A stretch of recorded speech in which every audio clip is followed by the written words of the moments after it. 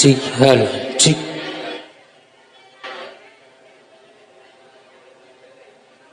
Chick, hello, chick.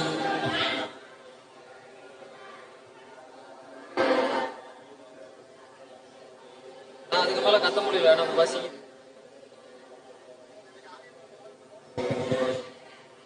Chick, hello.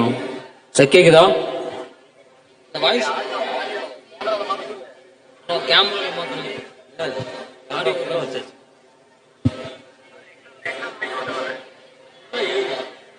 ஃபுல்லா ஏறுதுங்க sir, ஃபுல்லா தான் ஏறுதான். இங்க பாருங்க, நான் பேசுறத ஃபுல்லா தான் ஏறிக்கிட்டு இருக்குது.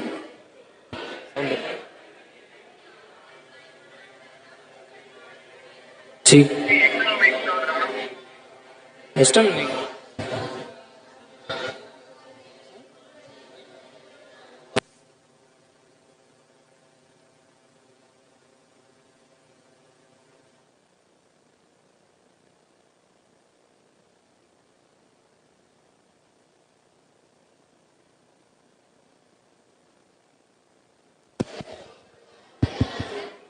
hello, chick. Hello, chick. அப்படிதான் சார் கொடுத்துருக்குது.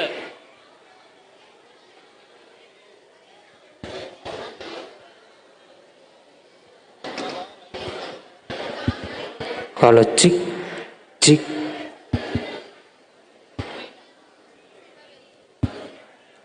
Chick, hello, chick, hello. Chick, hello, chick.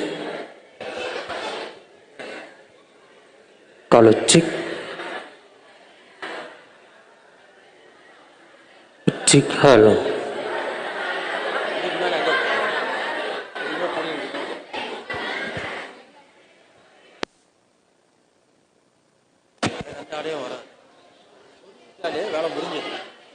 Hello, chick, hello. Sir கேக்குதா? Chick.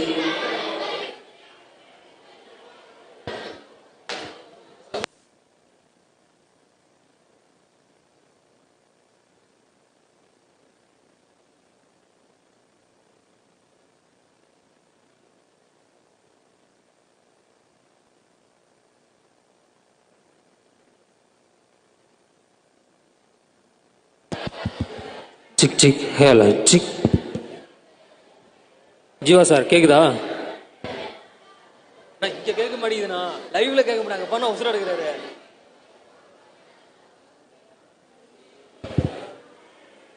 Hello, chick.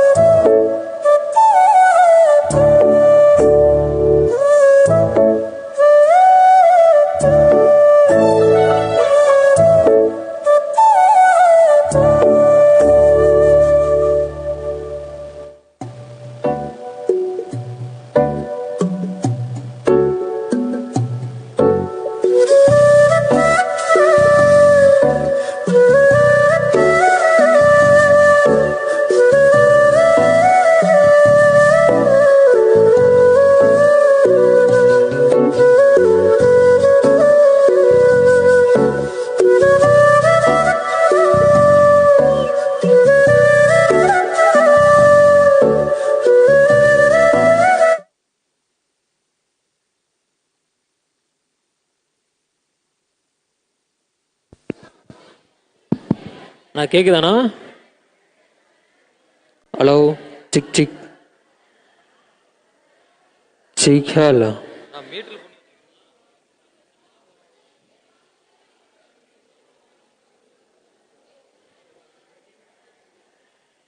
Sick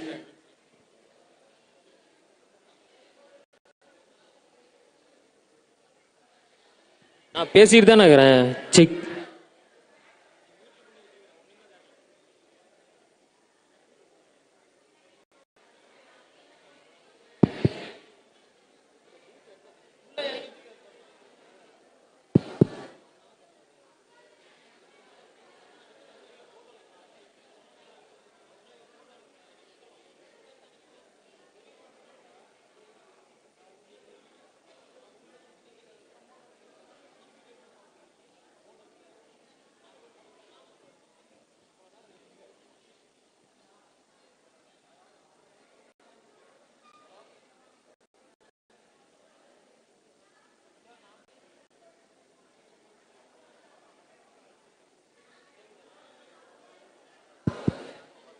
okay sir.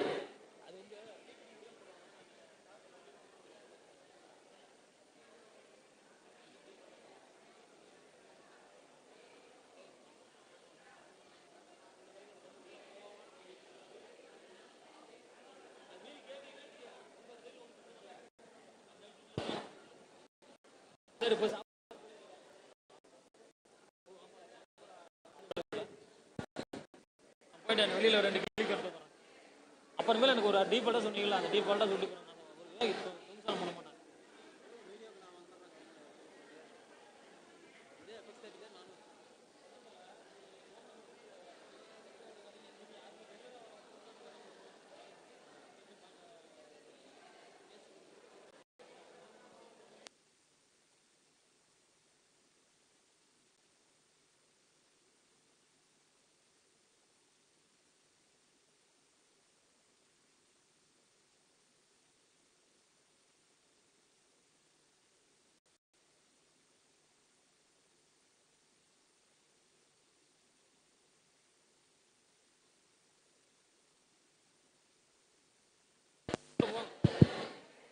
Sick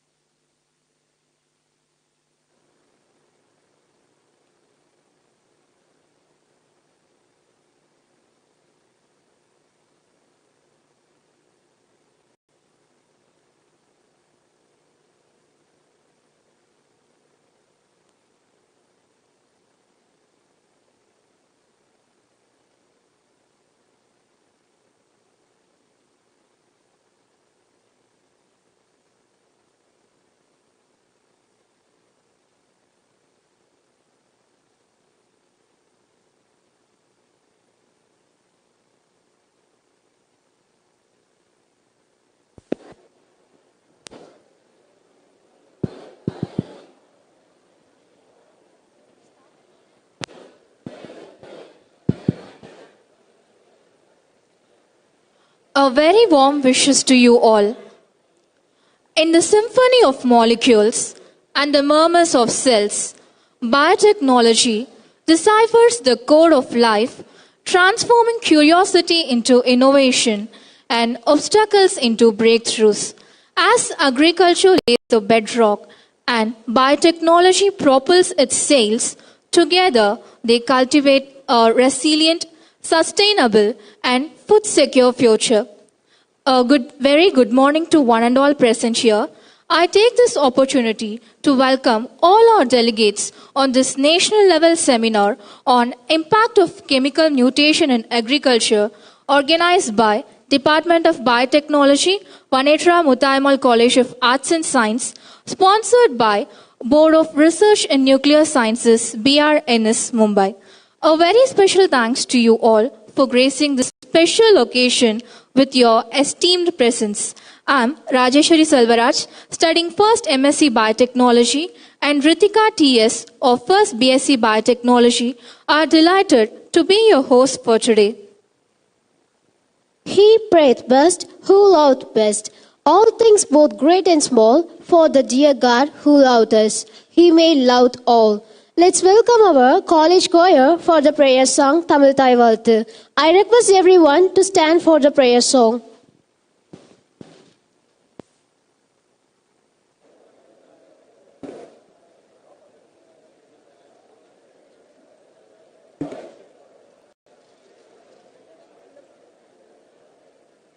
நீராறும் கடலுடுத்த நிலமடந்த கெளிலொழுகும் சீராறும் வதனமென திகழ் பரத கண்டமிதில் தெக்கணமும் மதிசிறந்த திராவிடனல் திருநாளும் தக்க சிறு பிறை நுதலும் தரித்தனரும் திலகமுமே அத்திலக வாசனை போல் அனைத்துலகும் இன்பமுற எத்திசையும் புகழ் மணக்க இருந்த பெரும் தமிழனகே தமிழனகே உன் சீரிலமை திறம் வியந்து செயல் மறந்து வாழ்த்துதுமே வாழ்த்துதுமே வாழ்த்துதுமே.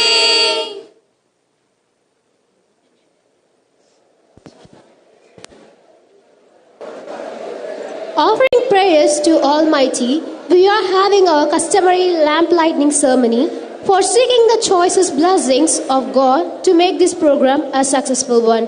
Requesting all the dignitaries to step forward for the lamp lighting ceremony.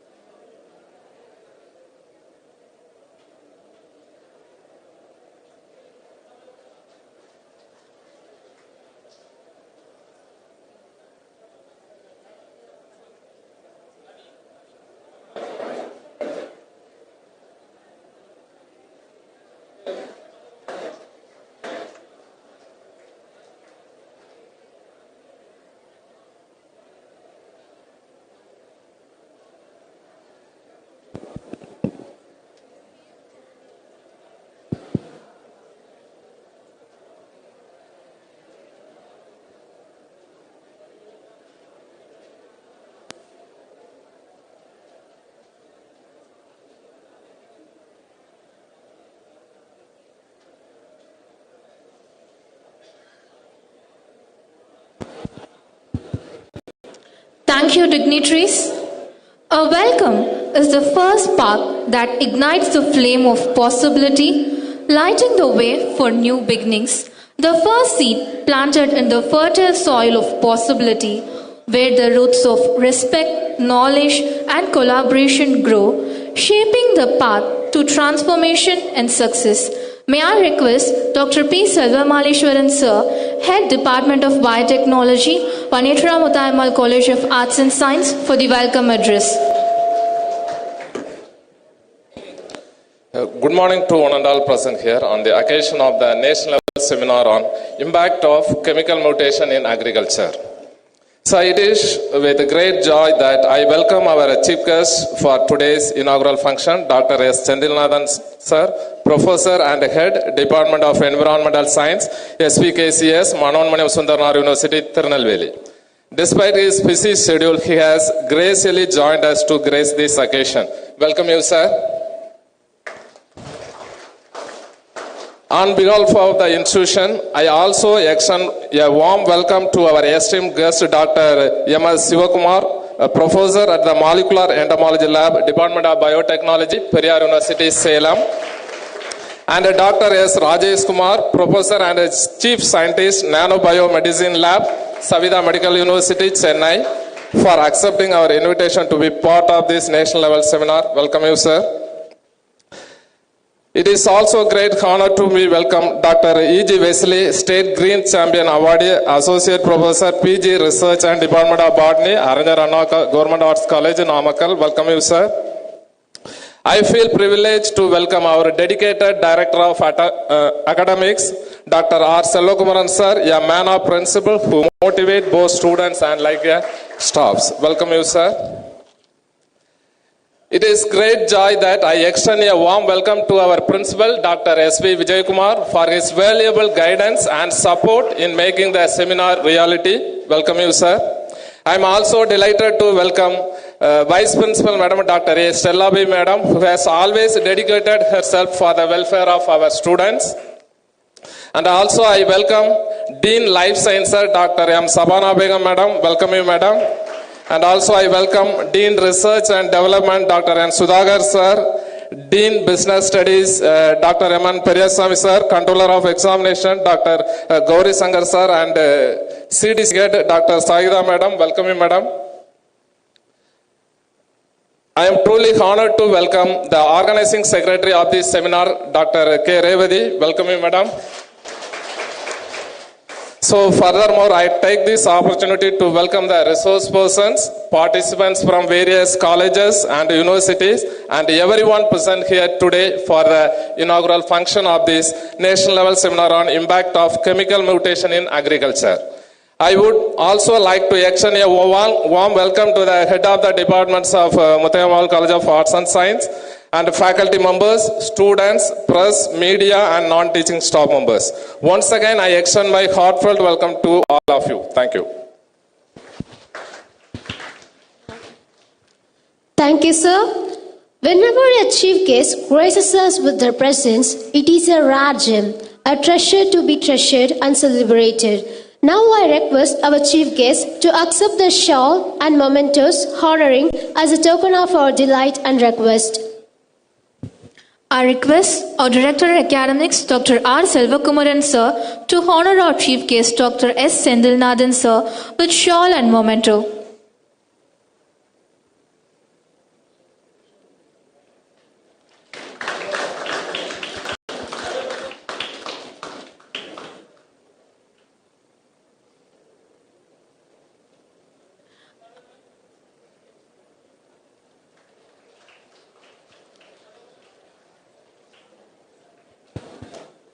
Thank you, sir. I request our principal, Dr. S.P. Vijaykumar, sir, to honor our chief guest, Dr. M.S. Shivakumar, sir.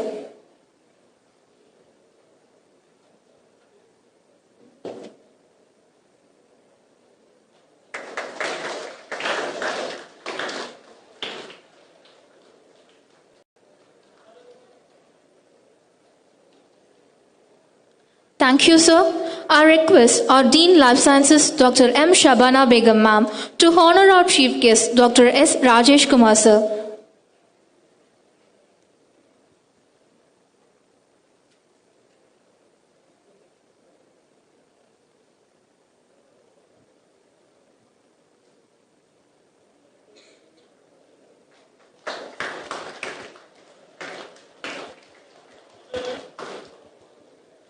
Thank you. Next, I request our Vice Principal, Dr. A. Stella Baby Ma'am, to honor our remarkable person, Dr. E.G. Vesely, sir.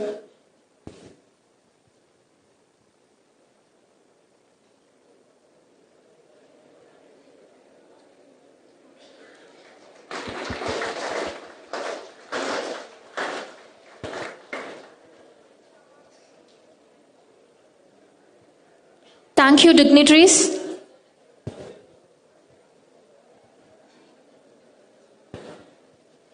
Leadership is not about titles, positions, or flowcharts.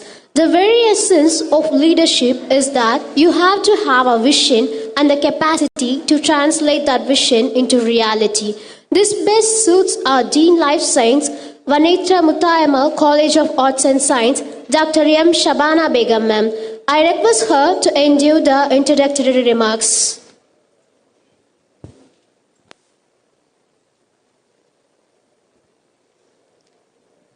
Good morning, everyone. Today's esteemed guests, dignitaries on the dais and off the dais, faculty members of our academy and other academies, and my dear participants. It is with immense pleasure and profound I extend a warm welcome to each one of you to this national level conference organized by Department of Biotechnology with collaboration of Department of Atomic Energy, Board of Research in Nuclear Sciences, Mumbai. In today's rapidly evolving scientific landscape, the role of biotechnology and chemical mutations in agriculture has become increasingly vital with the global population, which is projected to be 9 billion in 2050. Ensuring food safety while maintaining ecological balance remains a critical challenge today. So this conference aims to bring together eminent scientists, researchers and academicians to discuss innovative strategies, explore recent advancements and examine the profound impact of chemical mutations in agriculture. As we witness increasing concerns over climatic change, soil degradation and crop sustainability, this conference will serve you a significant platform to deliberate on genetic modifications. So the discussion we hold today will contribute to shaping future research strategies and sustainable agricultural practices. To say about MUTHYAMMAL College of Arts and Science, our institution, this institution was established in 1994 and is pioneer in providing quality education and fostering research excellence. Accredited by A grade by NAC, our institution is an autonomous body and this institution offers 23 undergraduate programs and 10 postgraduate programs and 5 PhD research programs with well-equipped laboratories, state-of-art facilities and an academic culture. The Academy of Life Science within our institution always plays a pivotal role in nurturing research-driven education, supporting interdisciplinary collaborations and preparing students for global scientific challenges. To say about the department which is conducting the program today, Department of Biotechnology at MUTHYAMMAL College has been incepted in the year 1999 with the focus of cutting-edge research in genetic engineering, microbial biotechnology and environmental sustainability. The department produced numerous rank holders, PhD holders and research publications and has been recognized under DBT STAR scheme. The department has been continuously striving to contribute to scientific advancement and skill development in the field of biotechnology. To acknowledge in the introductory remarks the resource persons of today's program, I would like to extend my sincere gratitude to our distinguished resource persons who have graced this event with their presence. Dr. S. Sendilnathan, Professor and Head, Dr. M.S. Sivakumar, Dr. S. Rajesh Kumar. Their contributions to biotechnology and environmental sciences have been invaluable and we are privileged to gain insights from their expertise. I also extend my heartfelt appreciation to our organizing team led by Dr. P. Selvamalishwaran, convener, and especially to Dr. K. Revati, the organizing secretary, and the dedicated faculty members of Biotechnology and Academy of Life Sciences. Your relentless efforts in meticulously planning and executing this event are truly commendable. I encourage each participant to actively engage in this discussion, share knowledge, and collaborate towards new research possibilities. Let this conference be a catalyst for innovation, inspiration, and impactful contributions to the scientific community. Once again, I extend my warmest welcome and I take this opportunity to get an inspiration from the lectures. Thank you. Thank you, ma'am. The pursuit of knowledge is the foundation of every great breakthrough. The pursuit of knowledge is a lifelong journey. It's time to welcome a connoisseur, Dr. S.P. Vijaykumar sir, Principal of Vanetra MUTHYAMMAL College of Arts and Science, to address the gathering. Thank you, ma'am. Good morning. Respected Chief Guest, distinguished speakers, Director Academics, faculty members, dear students, and participants. It is with great pleasure and pride that I stand before you to felicitate the national level sponsored seminar on the impact of chemical mutation in agriculture, organized by Department of Biotechnology. This seminar serves as a remarkable platform for intellectual exchange and learning, addressing a topic of immense significance to both the scientific community and society at large. The role of chemical mutation in agriculture is a crucial area of research. As we face global challenges such as climate change, food security, and population growth, understanding the science behind chemical mutation becomes even more critical in finding sustainable solutions for agricultural development. I extend my sincere congratulations to the Biotechnology Department for organizing this seminar and bringing together esteemed experts and thought leaders from various institutions to share their knowledge and insights. Your efforts in curating this event truly effective the department's commitment to advancing education and research in the field of biotechnology. I would also like to express my gratitude to our chief guest and also the distinguished speakers and panelists who are with us today. Your presence and expertise are invaluable, and we are grateful for the knowledge you are sharing with us during this seminar. To all the participants, I encourage you to actively engage in the discussions, ask questions, and absorb as much knowledge as you can.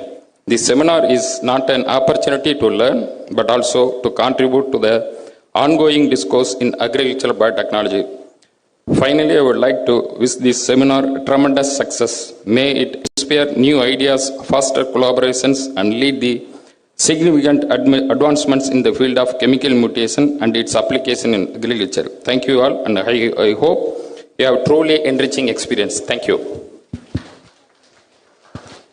Thank you, sir. There is no limit to what we as women can accomplish.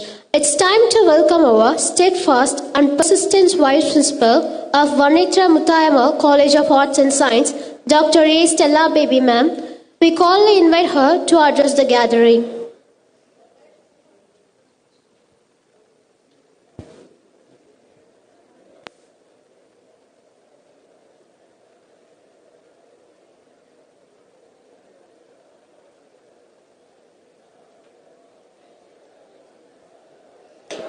Good morning.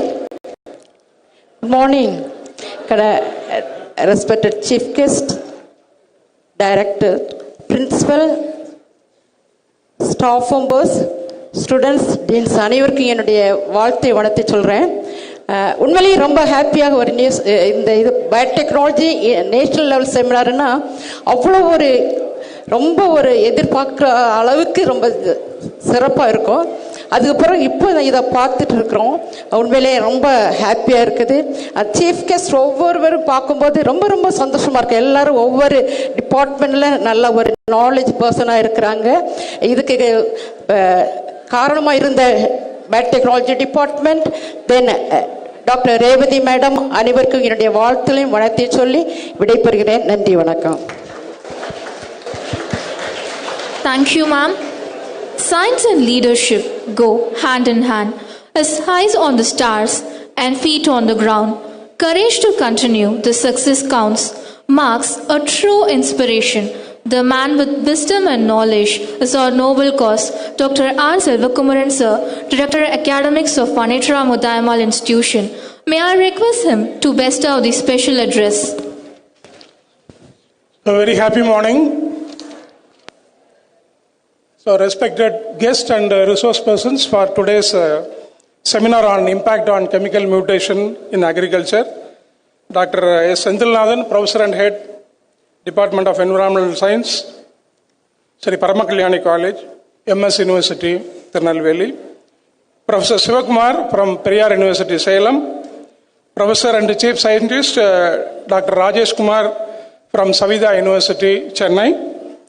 And our well-wisher and friend of this institution, former colleague of this college, Professor Wesley. Respected Principal of this college, Dr. S.P. Vijay Kumar, Vice Principal Madam, Head of the Department of Biotechnology, Dean Life Sciences, and the Organizing Secretary of this seminar, Revati Madam, all my colleagues from this college and other college, students from other institutions and MUTHYAMMAL institutions. So once again, on behalf of Vanetra MUTHYAMMAL institutions, I welcome all the participants from other colleges and university. And thank you, your HOD and principal and the management for permitting you to participate this one-day seminar. Okay. Kindly make use of that. There are 3 experts who are going to deliver on the subject chemical mutagenesis in agriculture. So they will be talking more about chemical mutagenesis.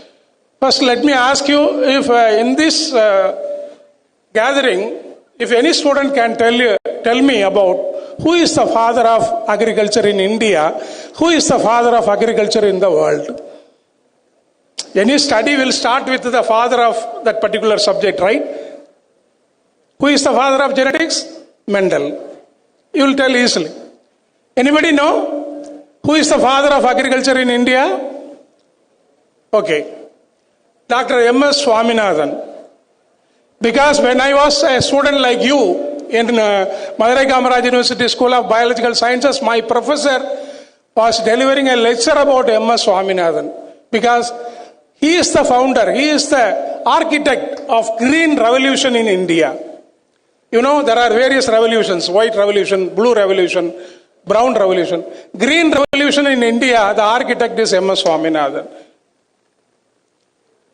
See, when he was young, his parents wanted him to study in medicine, but he chose agriculture as the field of study, and he wanted to contribute in the field of agriculture. Why, you know? So, he was witnessing the Bengal famine in 1943. How many of you have heard about the Second World War? You know, in 1945, you had the Second World War. At that time, in 1943, millions of lives were dead in Bengal region, because that is the belt, rice belt of India. Many farmers, agriculturists, they died because of starvation, malnutrition, poor sanitary conditions, lack of health care. So millions of lives. No, this had an impact on M.S. Swaminathan. He saw all these things. He heard about this news and he wanted to do something for the agricultural field. So he collaborated with the father of world agriculture, Norman Borlaug. He was an American agronomist, a Nobel laureate. Both of them, right, they developed high-yielding varieties of wheat and rice. You know, in southern India, we grow more rice, and in the northern part, we grow more of wheat. So, high-yielding variety. The purpose of chemical mutagen, today's seminar is itself. So, the purpose is to improve the crop yield and improve the quality traits of the crops, right? So, he contributed for the introduction of the many varieties of rice, and then we achieved in 1960s to 1980s. So now India is self-sustained.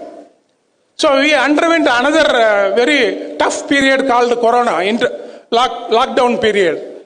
Have you heard about any starvation death? No.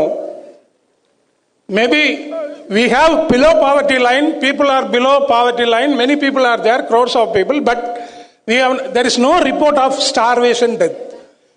The self-sufficiency of food grains achieved because of the Green Revolution. So we have to understand, when you study your subject, right, study the history, right, the people who have contributed for this field. I used to say to the students, we study from the textbook, somebody has written, somebody has done the research. So all these things we study and then we get the degree, we earn our livelihood. So after that, what is that contribution we are going to make to the society?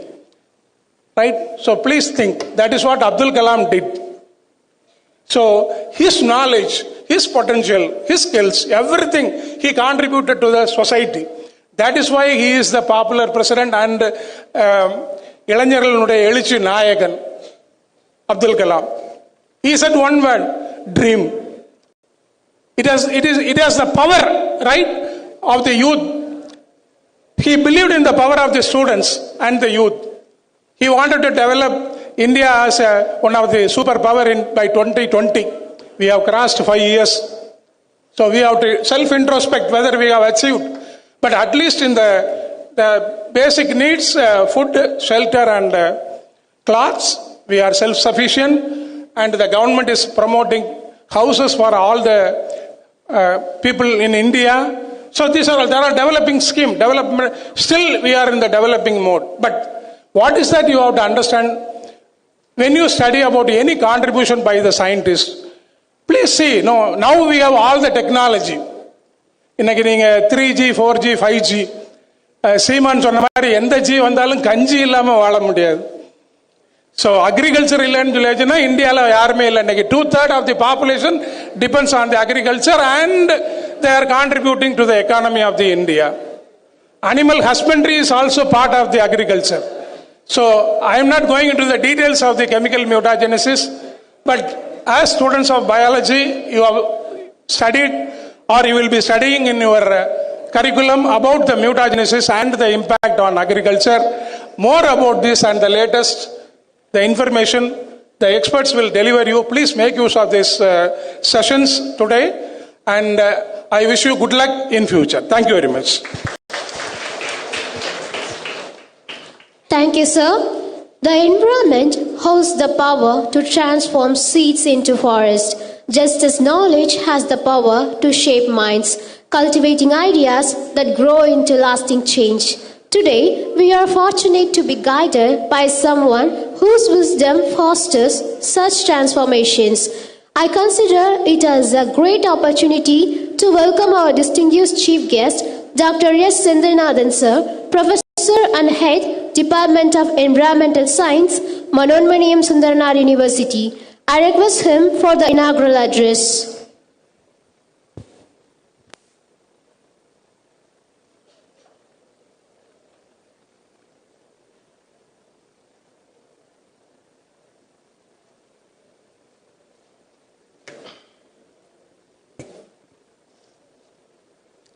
So very good morning to all. It's my great pleasure to be here for inaugural address of this seminar, in which all the delegates are present here, and especially beloved students and research scholars and fellow colleagues. And before starting this, I must thank the authorities of this institution. Sri Kumaraswamy sir, the chairman of MUTHYAMMAL education institutions, and for generously provided the opportunity. And apart from that, the director of these institutions, especially biological science, Dr. Selvakumaran sir, and the principal of this institution, Dr. Vijaykumar sir, and vice principal, Dr. Stella madam, and dean of life science, Dr. Shabana madam, and the HOD of biotechnology department, Dr. P. Selva Mageshwaran sir, and dean of research and development, Dr. Sudhakar sir, and the dean of business studies, Dr. Periyaswamy sir, Controller of Examination, Gauri Shankar sir, and CDC head of the department, and all the professors of this institution and staff members. So all, very good morning to all.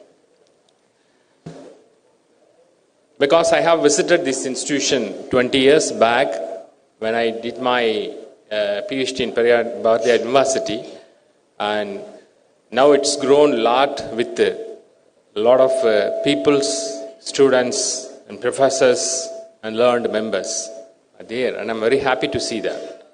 And apart from that, students are in a very pleasant situation here, and that's the smiling face indicate. Apart from that, my own colleague, Professor Shivakumar sir, and MS University alumni, Dr. Rajesh, Professor Rajesh from Savita Institute, and other professors, right? So the seminar is meant for giving a huge resource for the members, especially student communities, who are all in a very energetic, and they are the pillars of near future. Because whatever the development in agriculture, as Director Sir said before, agriculture is a backbone of our India, and especially in Tamil Nadu and southern India. So without agriculture, we cannot survive. But unfortunately, the recent survey says that a lot of research is important for the agriculture, because the enormous use of several unwanted materials like pesticides and fertilizers are chemical in nature. And there are, as the seminar topic said, impact on chemical mutation and agriculture, because mutation happen there in everywhere. That is a major problem for our human community, for our welfare, because there are certainly there are unknown disease. The doctor says that the disease, we don't know what is the precursor of this disease. Eventually, we don't know about that. But this is abbreviated in the environment by multiple use of several health hazard materials, because the farmers and other agriculturists are recommended several class 1, 2, 3 pesticides and fertilizers. Unfortunately, these are all creating a lot of scume to the environment. That environment is become much polluted due to the continuous use of these type of pesticides and fertilizers. So for our generation and also your children's and grandchildren's need at least a good environment with clean water, clean food. It's very important, because you know that the population is increasing like anything, because now India is the most populated country, and just it lead the China. So we are in the position to give a food for all the peoples. Also, a clean environment for your young generation. So my dear students, this is a time to revoke all the thing, to solve all the problems. That's what the seminar discussing right now. So, how we overcome these problems? That is $1 million question. So that's why the students are, because I saw the several abstracts in this seminar, which are going to present in the morning session and the evening. Most of the abstracts are dealing with that, how to overcome these type of problem by naturally available materials or alternative things or anything else. So mainly it is focusing on how to overcome of these problem, for especially for sustainable agriculture via sustainable environment. So that is a theme of our seminar. Also, the students are going to learn much more from that seminar, also in the lead talk as well as the presentation. So I humbly request my dear students, so please continue your research on this, any topic of this subject-oriented matter, like a sustainable agriculture, for overcoming the pesticides problem, residues in the soil, residues in the plant, and residues in the environment via air, water, and soil. So you can seek the solution for it, so that we are freeing from several diseases, right? For example, you know that biomagnification. Because for the young generation, we don't have any problem at all. Once if you are getting age, and these problems will be abbreviated in several ways. For example, if you are continuously eating with pesticide residue vegetables, residues available in the soil, through the bioaccumulation. So we need to find a great solution for that. That's what the seminar is dealing. So I don't want to take much more time. And also, I request my student community to follow the research on this sustainable agriculture area. And you can get a good future research on that particular area. And also, this will give a great opportunity for you for getting employment via postdoctoral research or employment in the company, or getting developing of a new product in the for the welfare of human being as well as the agriculture. So this is a point which we are going to discuss, and also I wish you a very good luck for your research in the near future, and also the committee members, organizing committees and members, and those who are all helping to become the seminar into a great success. So once again, I thank you very much for the great opportunity, and also I request the student community to interact with all the things lively. Whatever you have, you can get a more knowledge in this area by interacting the peoples, those who are presenting, either a lead talk or in the presentation, so that you will get a more knowledge in that area. Then you can get a much knowledge for your research in near future. Right? Thank you for all, and yeah, have a great day this evening. Enjoy the day. Thank you very much. Thank you, sir. Thank you for your valuable words. I'm so much delighted and privileged to request all our dignitaries on the dais to unveil our commemorative souvenir. I request our chief guest, Dr. S. Sendilnathan, sir, to release the souvenir, and I request our Director Academics, Dr. R. Selvakumaran, sir, to receive it.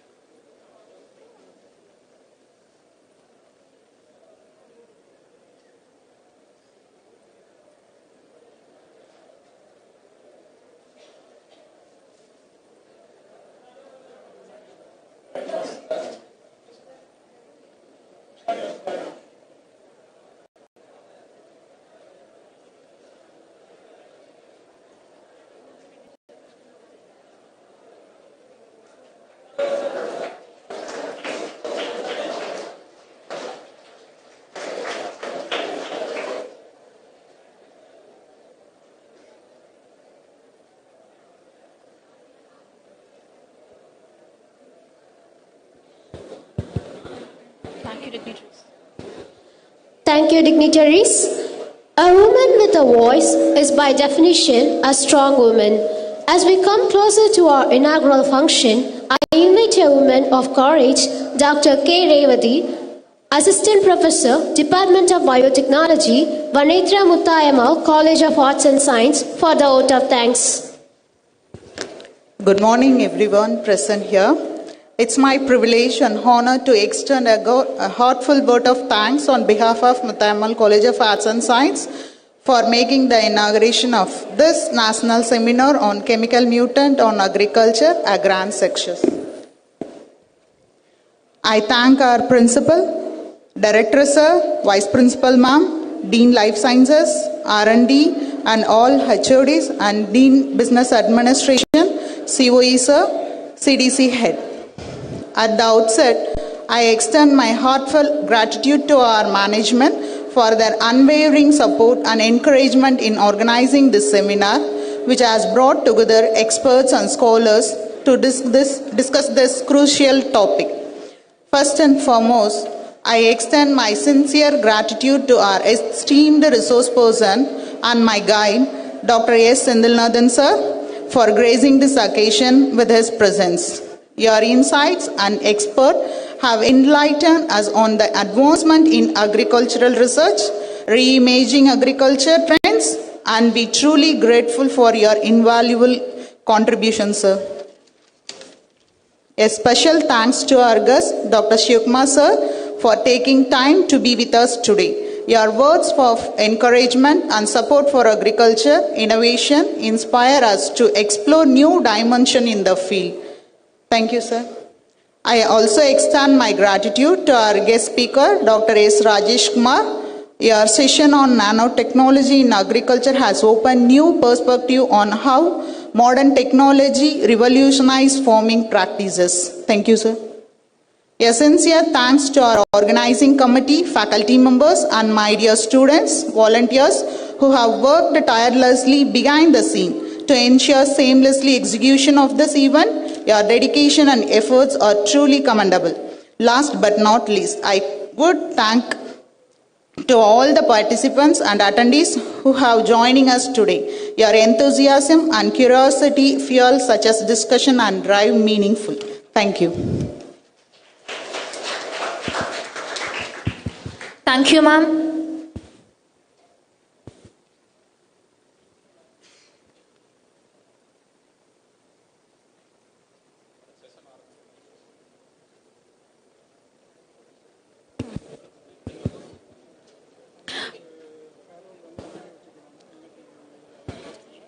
Morning, afternoon 3 ke appuram 1:30 to 3 da அப்படியே sir.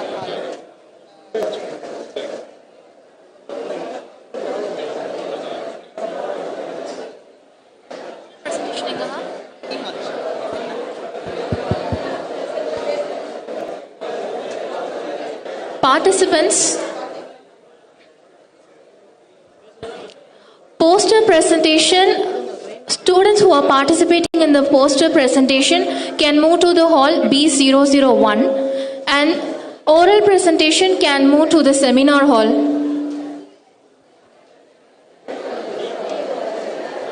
Participants who are in poster presentation can move to the hall B001 and oral presentation can move to the hall seminar hall.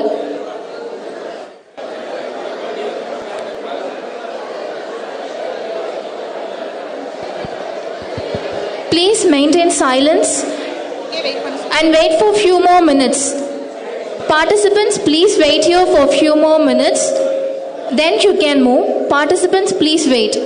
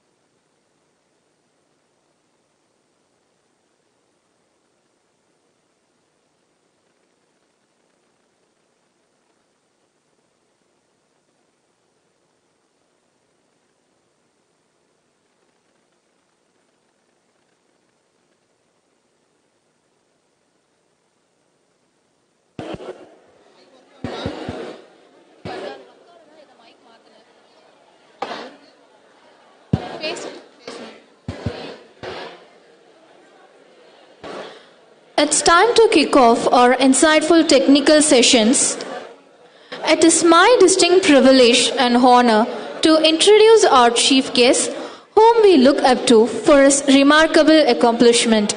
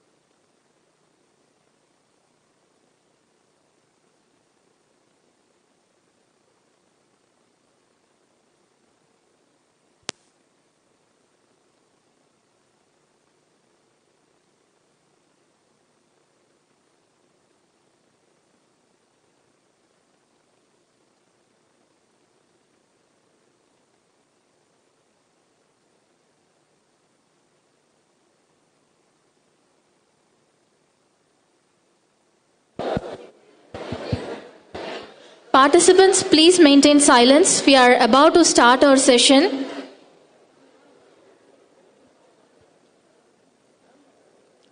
It is my distinct privilege and honor to introduce our chief guest, whom we look up to for his remarkable accomplishments. He completed his BSc in Zoology, Ancillary Chemistry and Botany, MSc Zoology, MPhil in Animal Science, Insect Biodiversity, PhD in Animal Science, Biopesticides at Bardiyar University, DSc in Animal Science, Toxicology in Periyar University.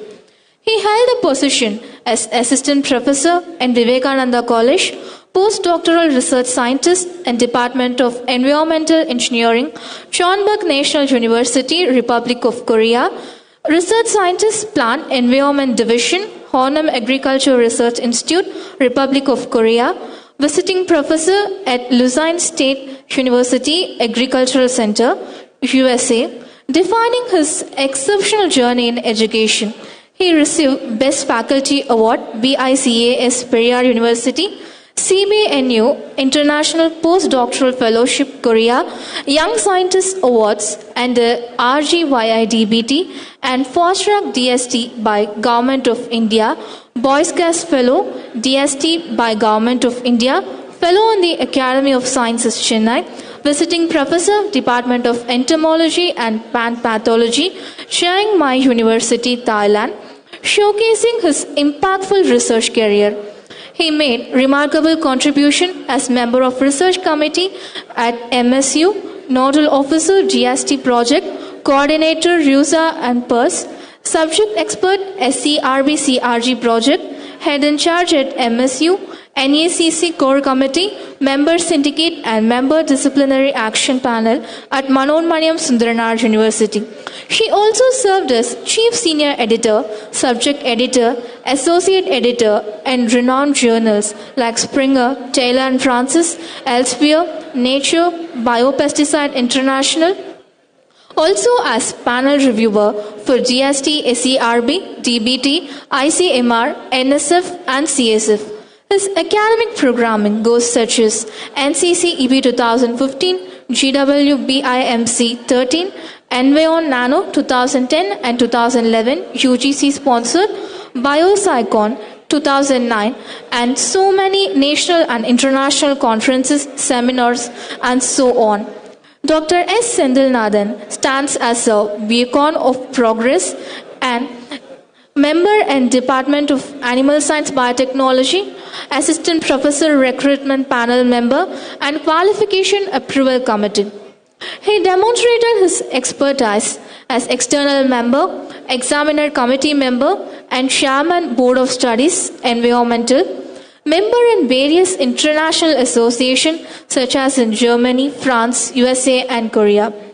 Sir has total citations of 10,007, total impact factors of published papers 962.23, average impact of published factors with 3.480 and H index of 59.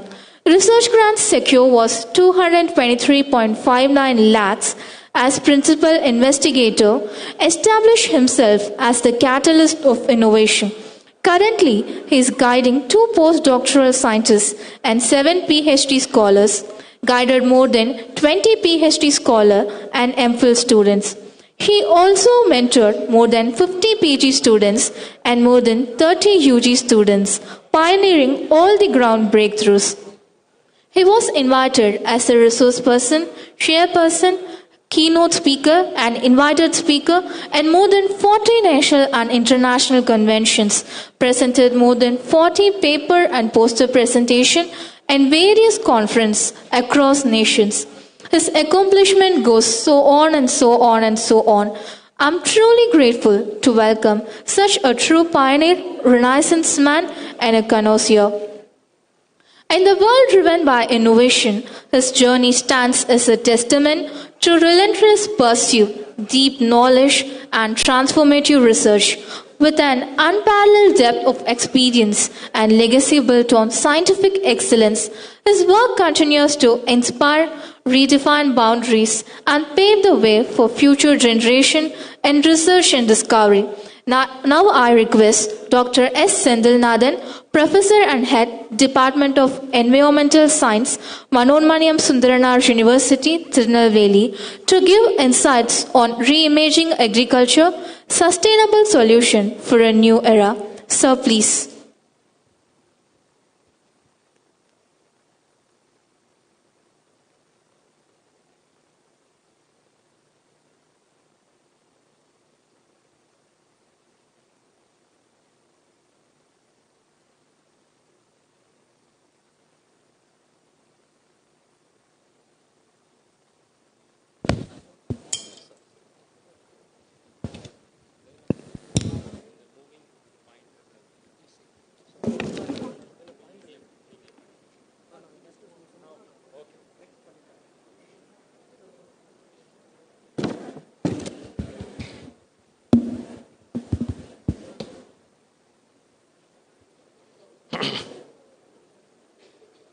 So, good morning to all, my dear students and learned members, scientists, professors, and members of this institution from various institutions. Very good morning to all.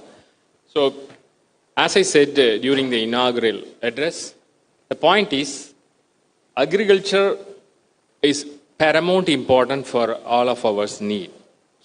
But unfortunately, the field of agriculture need a lot of rework, renovation, something like that, to overcome several other problems. So I'm going to give some important points, especially for research persons and those who are all having a ambition for protecting the environment as well as for improvement of sustainable agriculture. So, the current challenges in agriculture, especially I said before, increasing food demand due to population growth, because the India is the most populated country and every person need at least a food for their survival.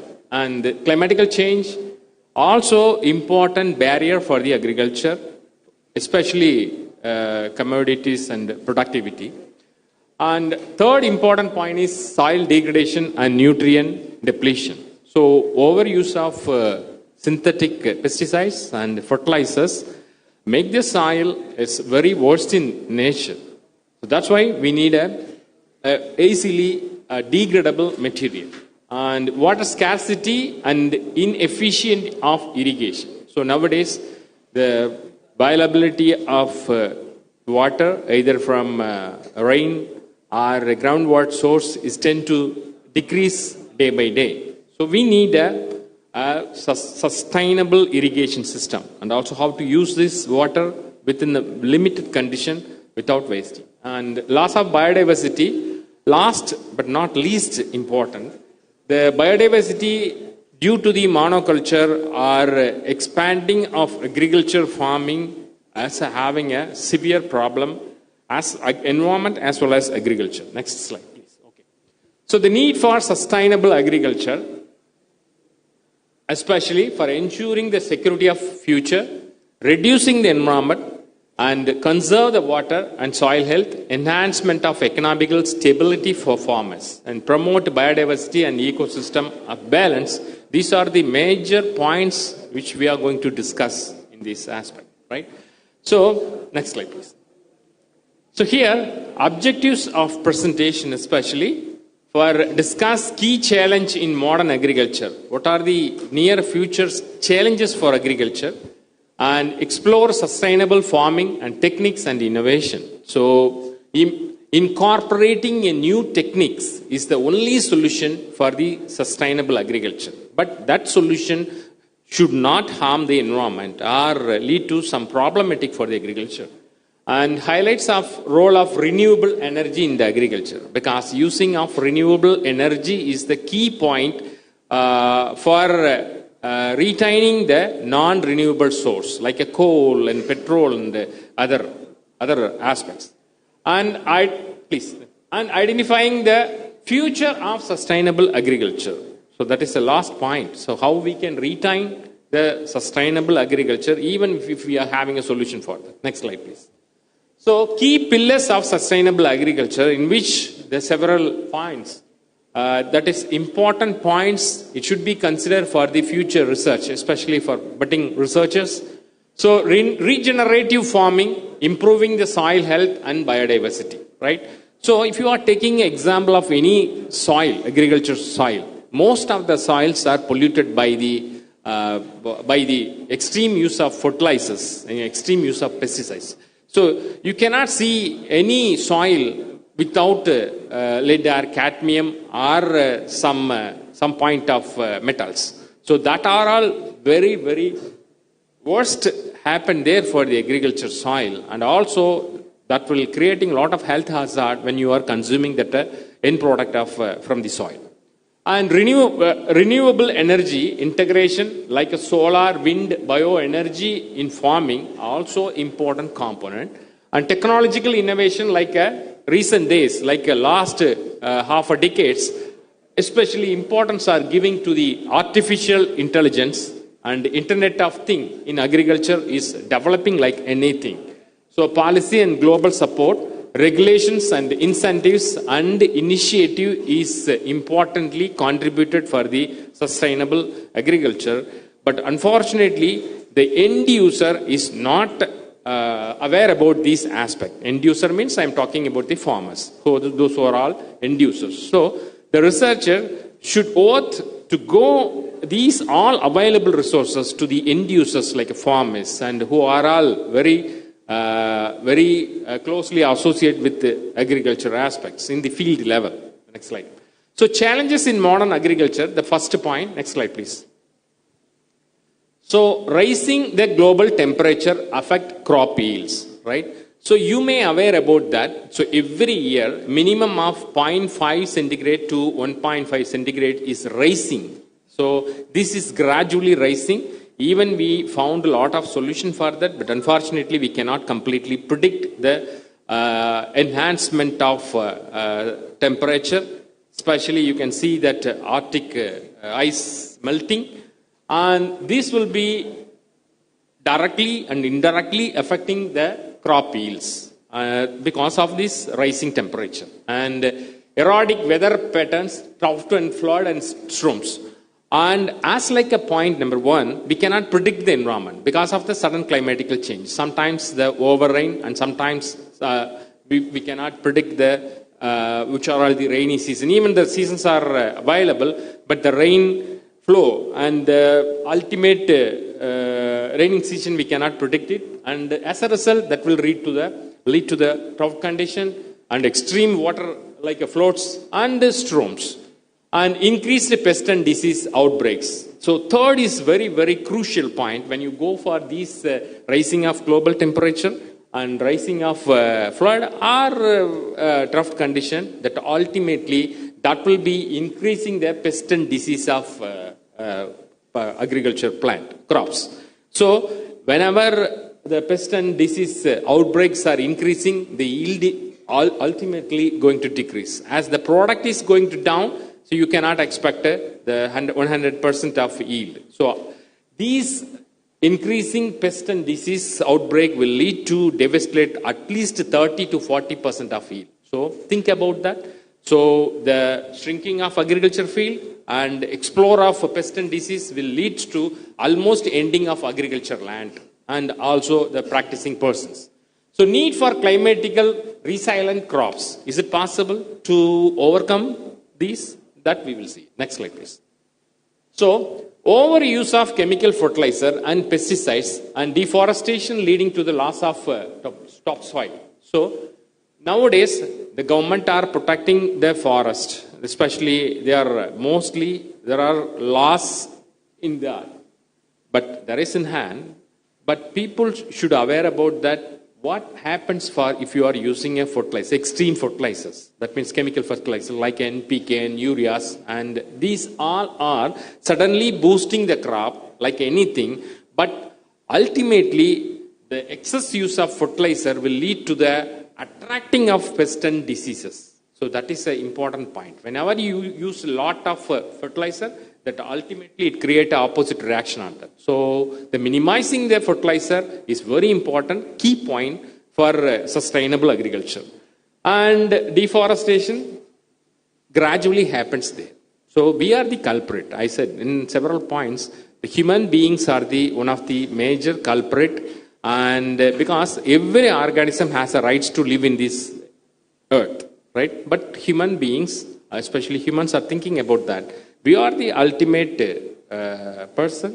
We are the person having the full capacity to live in that earth. But it not looks like that. So each and every organism have the rights to live in the environment, in the earth. So we need to give the shelter for that. So without affecting the biodiversity. So once the particular species is going to extinct, the food chain and food web, everything is gone. So what happens there? The particular species is going to increase its population. So there is no predator and there is no ultimate consumer.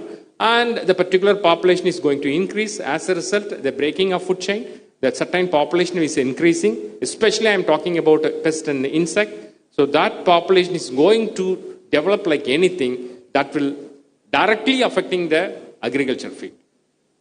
So ultimately this aspect is reflecting on soil erosion and loss of organic matter, and finally we need a need for a regenerative soil management practices. What are all that? Slide. So here the second point is water scarcity in agriculture, right? People think about that there is no adequate water available in the earth, especially in Indian scenario. People are always thinking about there is no water. The groundwater is going to more than 600 feet and 700 feet. But there is a solution. So we need to concentrate on sustainable water management system. Like declining the groundwater levels due to the overuse, right? So enormous use of water. For example, overconsumption of water, that is the point number one, and insufficient irrigation system causing wastages. For example, nowadays sprinkler system and drop systems and lot of system has been developed. But unfortunately, we are not aware about that. The old system is followed. That is going to wasting of enormous amount of water. And climatical change affecting the water availability also, right? I said before that the climate change is directly reflecting on the rainwater harvest and everything. And finally, importance of rainwater harvesting and drip irrigation system is paramount important for the sustainable agriculture. So, and second most important things for this area is loss of biodiversity, right? So, monocropping leading to the genetic uniformity. So that means nowadays when I see in all the field, especially, there are monocropping system. For example, if you are cultivating the paddy, ultimately people are focusing on the paddy cultivation. If you are cultivating the sugarcane, ultimately they are focusing on harvesting how the sugarcane, but without knowing that crop rotation or something. So that is very important. And declining of pollinator like bees and butterflies, right? Especially the recent surveys, a paper published in the PLOS One indicate that the gradual decline of honeybees population throughout the India, right? Especially Apis dorsata, the species is continuously declined, which is a very important species, which is greatly helping of pollination. Unfortunately, the species of a particular honeybees tend to decline like anything because of use of particular type of pesticides, which is extremely used in a condition like a drought. So that leads to the sudden decline population of a honeybee. So there is no pollination, external fertilization happens there. So inter-fertilization that will weakening the crop system, that leads to the stunted production of seeds. So habitat destruction, reducing the natural predators. So likewise, the predators are very important, like spiders and cousinid beetles and several other predators are very important scenario. But unfortunately, overuse of pesticides and fertilizers are the important reason that particular spiders and natural predators are extinct in the agriculture field. So need for agroforestry and polyculture practices. So as much as knowledge is required, especially students and researchers should give a proper education for the nearest farmers. That is our duty to give education. That is, the end user should get a more important aspect of this area, like over usage of pesticides, over usage of fertilizer, like that. So once they are getting awareness about these things, then they are going to practice this, and that will be protecting our environment. So, and also economical and social challenges are important criteria, which is a barrier for the sustainable agriculture. So smallholder farmers struggling with the financial viability. For example, getting a loan from the bank and also cultivating a small portion like a plot. If it is getting a problem with the pest and diseases or overuse or climatical problem, and they don't have a way to overcome these problems, that should be get solved. And high input cost of seeds and fertilizer and equipment. So the usage of equipments and usage of seeds and buying of fertilizers is very, very expensive in this scenario. And then market fluctuation. So especially market fluctuation is the agriculture, especially farmers, they are not having a particular rate in that particular product. For example, if they are cultivating paddy, the paddy, that means or a tomato, whatever it may be, the rate of a particular kilogram is fluctuating like anything. One day it will be the kilogram of tomato is about that 10 rupees and sometimes it is going on 70. So the fluctuation is lead to the benefit of in between the brokers, not for the farmers. That is a major lack in agriculture sector. A need for cooperative farming models and policy support. So most of the policies doesn't support the farmers' welfare. That should be get solved, we hope. Next slide. Sustainable solution. We may think about that. What are the sustainable solution for these type of problem? Next slide. Here. So 5 core principle of regenerative agriculture. A possibility of reforming the agriculture. Number 1 is minimize the soil disturbance. And number 2 is maximize the crop diversity. And third is keep the soil covered. Don't leave the soil uncovered. And fourth important is maintaining the living root year round. And finally, integrated with livestock. So livestock and agriculture is intermingled each other. So without livestock, the agriculture cannot be fulfilled. Next slide. So cover cropping for soil enrichment. So don't leave the soil, agriculture field in empty at any time. At least you should have, the farmer should educate to get a crop round the year. That is the only solution for overcoming this problem. And no till farming to prevent the soil erosion. So once the farm happens there, or once the crop and seedling is covered the soil, there is no way for the soil erosion. And agroforestry is enhancing the biodiversity. So you can understand what the forestry has. So how we can intermingle without disturbing the forest ecosystem. And finally, composting of organic soil health improvement. Because there are a lot of soil dwelling organism available in the soil. So once you performing the organic agriculture, like applying the organic fertilizer, applying organic pesticides, that will also allow the soil dwelling animals to live happily. And also it will be very helpful for the farmers' welfare, like I am talking about earthworm. Not only earthworm, there are so many soil dwelling animals are there, like entomopathogenic fungi and vice versa. Next slide. So organic farming, how it is possible? So number 1 is crop diversification and soil management and weed management and biological pest control and livestock. These are all intermingled each other. Once you practicing with these 5 key points, and you can have enhanced sustainable agriculture. Next.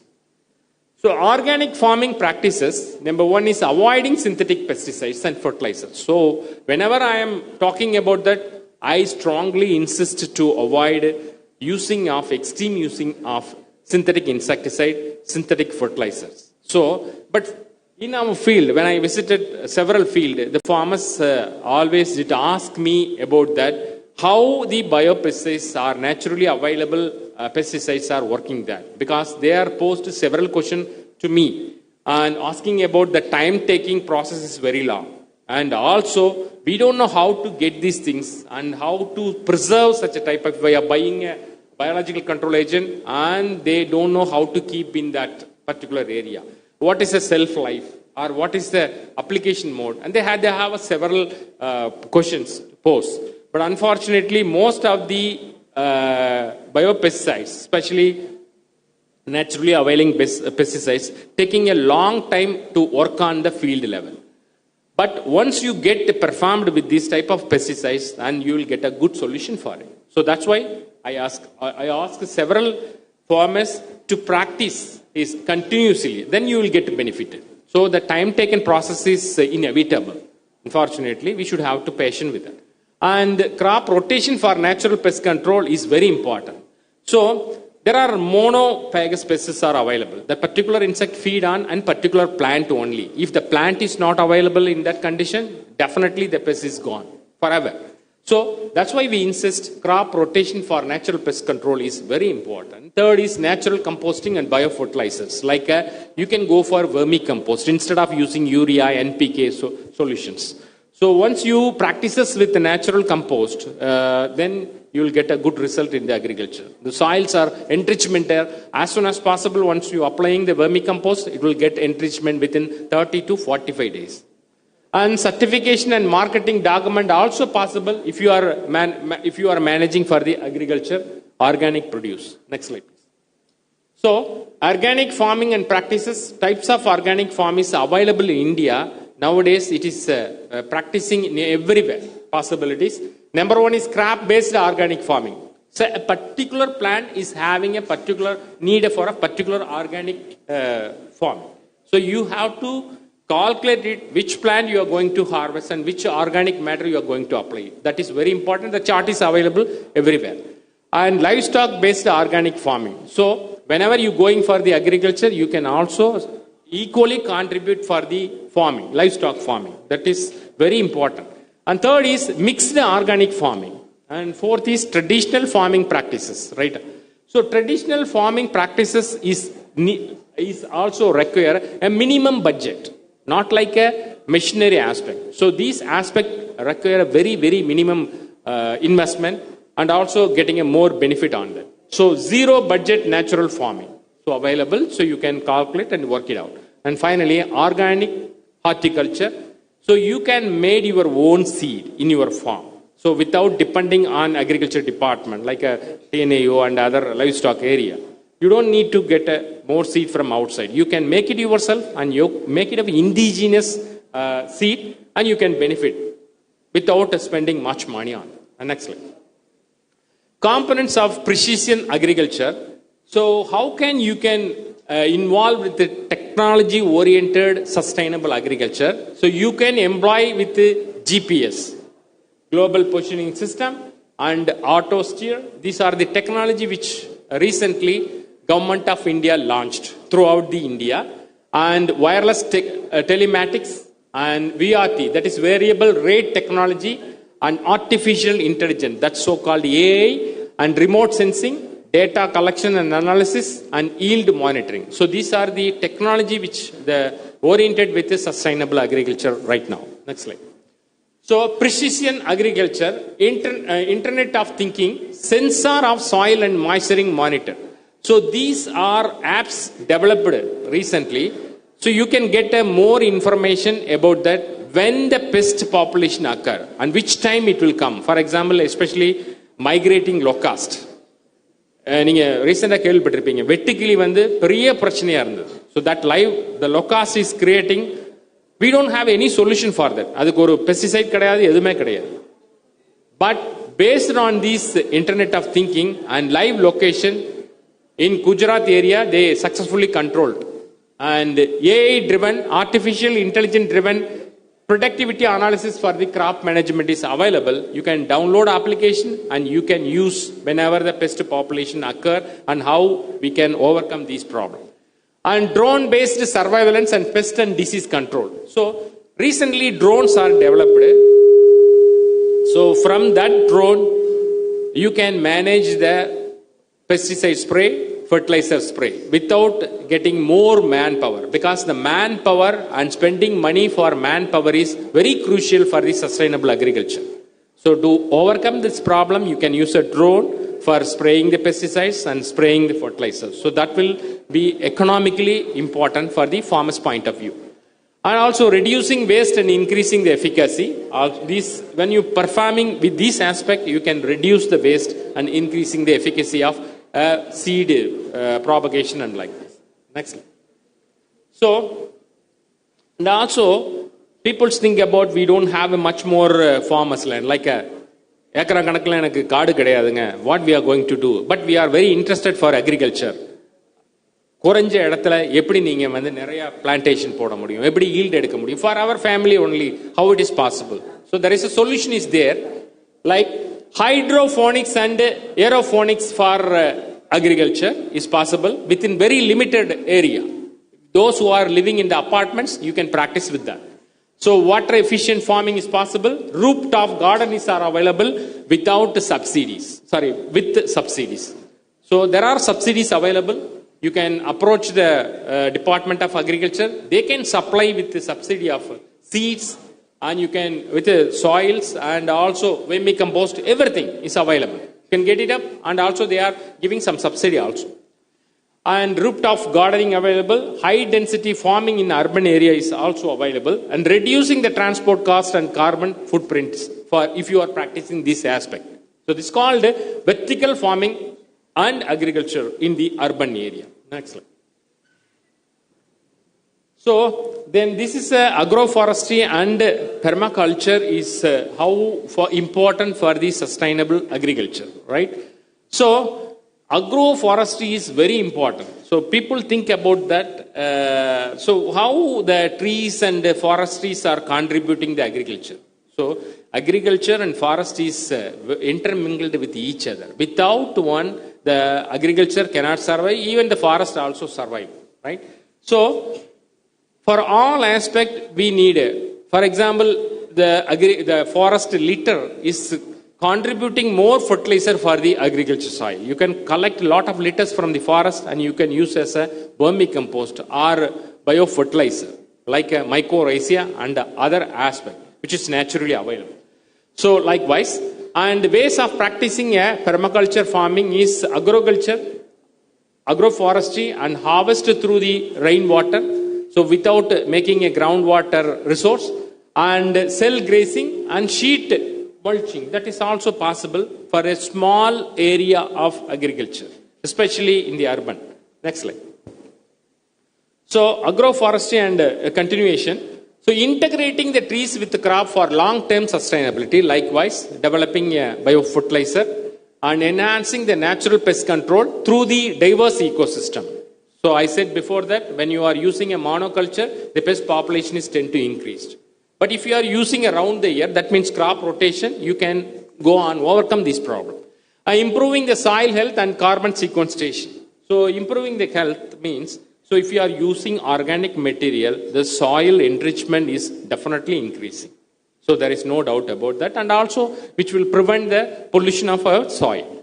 And encouraging the traditional ecological knowledge. And also you can gain it more ecological knowledge when you're practicing such events. Next slide. Yeah, okay. Soil health improvement strategies and water conservation method. So use of biofertilizer and mycorrhiza fungi, because mycorrhiza fungi is always mutually with the plant. So you can enhance more by applying biocontrol agents. And also green manure for nitrogen fixation. Because there are NIF genes are available, and also recombinant technology is incorporated even without a leguminous plant, and reducing the soil salinity through the crop diversification.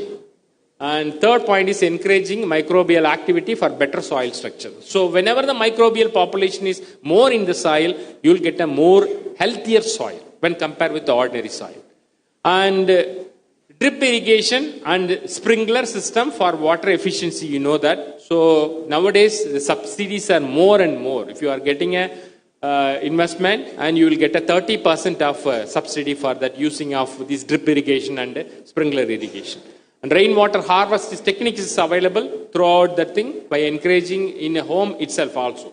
And use of drought resistant crops. So lot of seeds are available which having the capacity of drought tolerant condition. So peoples are, especially farmers, are encouraging use such a type of seeds throughout the year.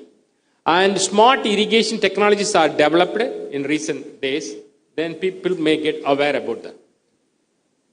So, climate resilient and the crop and the GMOs. GMOs is nothing but genetically modified organism, right? So, development of drought and blood resistant crop varieties recent days, last decades, there are a lot of research happened, and also results are very promising in nature. And CRISPR gene editing for higher yield and resistance, the researches are going on, even if it is not 100% result, but most encouraging results happen there with that type of research.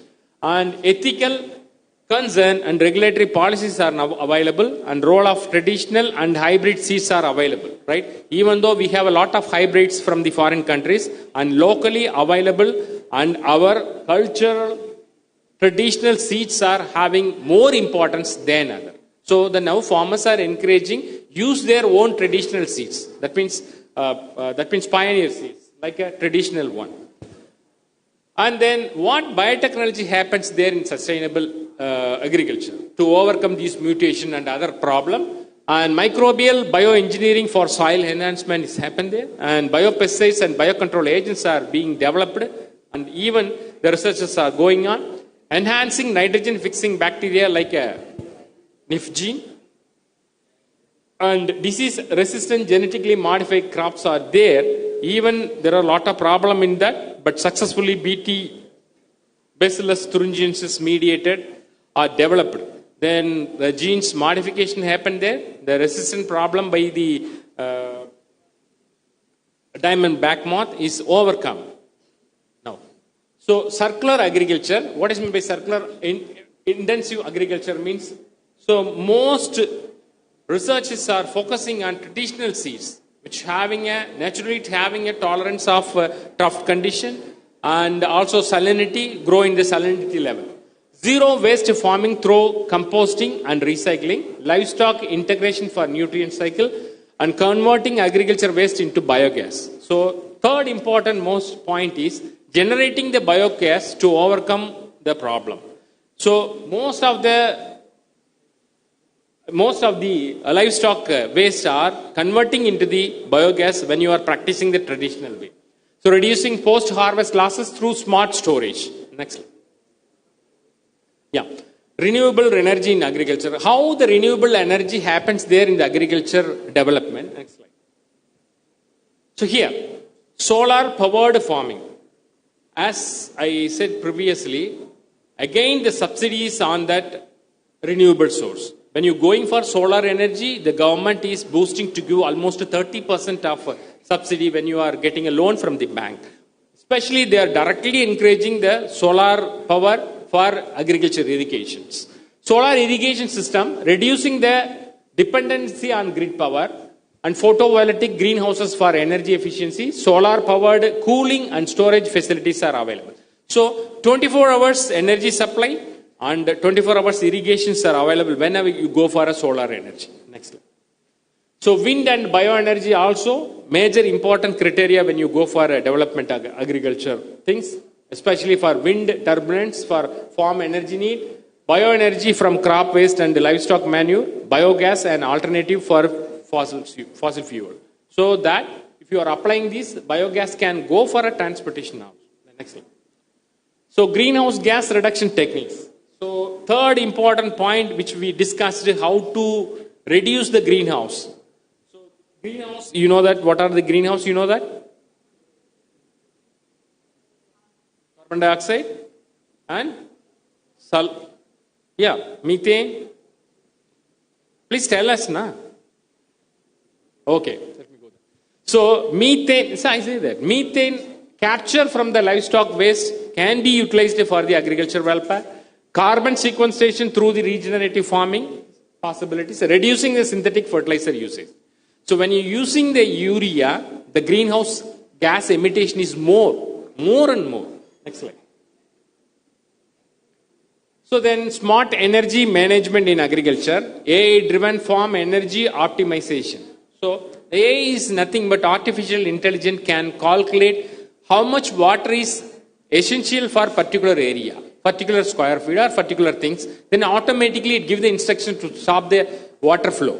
So these are the AI-driven solution for the successful irrigation system. Grid independent farming usage, smart sensor for the energy efficient irrigation. These are the available for the smart energy saving agriculture in sustainable way. Next slide. Yeah. Policy and global initiatives. Next slide. So what are the government policies which make a direct influence on the sustainable agriculture? Subsidies for eco-friendly farming practices. So farmers should be aware about that, and also ourselves aware about that. Most of these subsidies are giving to the naturally available pesticides and fertilizers, like sustainable eco-friendly farming practices. So incentives for renewable energy adaptations. Not only giving the subsidy, they are giving an incentive also, for yearly incentive. And regulatory framework for pesticides and fertilizer usages all there. And global organization who are all supporting our sustainable agriculture, that is called Food and Agriculture Association, worldwide agencies, and CGIAR, that is Agriculture Research, and United Nations Sustainable Development Goals, that's called SDGs for agriculture, international collaborations for sustainable food and system, that's called ICSFS. These are the internationally available organisms that can directly supporting our sustainable agriculture if you are using naturally available resources. Next slide. So, okay, we get all the things. How can we certify? or how can we commercialize such a product development? In the case of farmers' point of view, we have a solution for that. Sustainable certification and labeling is available. So organic, fair trade and carbon neutral farming labels are available throughout the nation, not only throughout the nation, even you have an opportunity to export these categories to all the globe. That means all the countries, those who are familiar with agriculture. And importance of consumer awareness and marketing benefits for sustainable farming practices are available through the label. That means sustainable certification and labeling. Next slide. Okay. So the important point is how the public and private partnership is for sustainable agriculture, right? So government sector, how can it is mingled with the private sector? That is a very important question for the developing a sustainable agriculture system. So corporate involvement in green farming initiatives now happen there. So they directly trading the small farmers to get all the things like reliances and other aspects. And research collaboratives with the universities also giving a more sustainable solution for them. Developing the seeds, developing the biopesticides, developing the biofertilizers. And finally, financial modes for sustainable agribusiness. Those farmers are developing this aspect that can directly subsidy with the private companies. So they can directly invest with you and also they are getting benefit with that. Next slide. So here the point for the young peoples like you, roadmap for the sustainable agriculture. What you are going to do in the near future. Point number 1 is policy recommendation for a greener future. Everything is in the hand of green. Making a biopesticide, making a biofertilizer, making a smart way for a sustainable agriculture is a near future research. So young budding scientists can go on that aspect, develop an individual technique for you, and you can get a more benefit by establishing the self-employment on yourself. Long-term sustainability goals and call for global cooperation in sustainable farming. Next slide. Next slide, please. So here, emerging trends in the sustainable agriculture in near future is AI and robotics and blockchain in the farming. So how we can introducing the artificial intelligence and robotics in the agriculture field and how we can get benefits with that. That is a great top of solution. And alternative proteins and lab grown food is available. That means you can make it all in the laboratory in small scale level. And soil microbiome engineering is the third most important things. For example, getting more microbiome that can apply for the biofertilizer or biopesticides. Next. So here, financial barriers for small farmers that should be overcome when you go for that type of things. A need for education and awareness, that you can do that. You get a more information and also you can transfer to the end user like farmers, then all are getting benefited. Once the education is happened there for farmers, they can also adopt these type of practices so the sustainable agriculture can be successfully followed in the field level. And infrastructure and the challenges in the developing region also is important. For example, underdeveloped area can be developed by incorporating such a type of points. Next slide. So the role of farmers in the consumers. Encouraging the sustainable farming in the choice and consumer demand for the eco-friendly product, farmers-led sustainability initiatives. For example, the buyers should also demand the need of biofertilizer or organic food materials. And also the producer, once you getting this information, and also they can stimulate to produce more in the field level. That is a point. Next. Call for action. Please be support with the sustainable brands. So that means buying a sustainable brand. That means buying a organic material from the shop that can encouraging the farmers. Advocating the responsibility of policies. So you can adopt the policies whenever time to time the government is given. Educating the future generation and sustainable agriculture. Please give a more education to your young generation about the sustainable agriculture, using of organic farming, using of techniques and everything. Then only the sustainable agriculture will be developed. Next. So If you're having any questions, so feel free to ask either in my phone number or email and directly, right? So thank you for the opportunity. I expect more questions from the audience.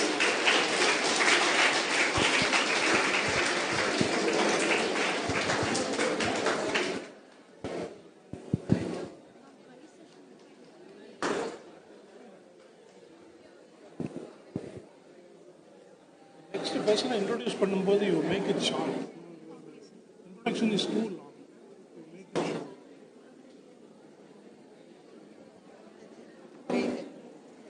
Presentation DRNS conference at muthayammal.in.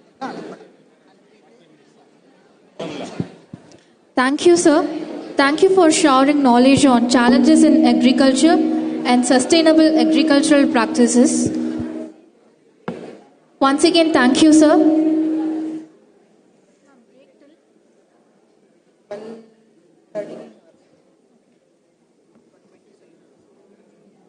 Now you will be having a short break till 12:20. Poster presentation participants after the break report at B001 hall. Oral presentation participants send your PPTs to the given mail ID and you can report to the seminar hall.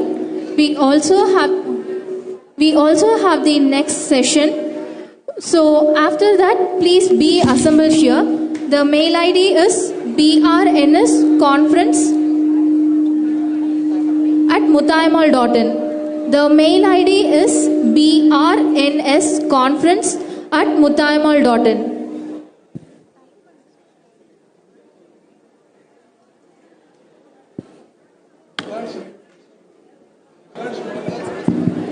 Girls, you can move first for the break. Girls, you can move for the break. Boys, please wait here. After they are moving, you can.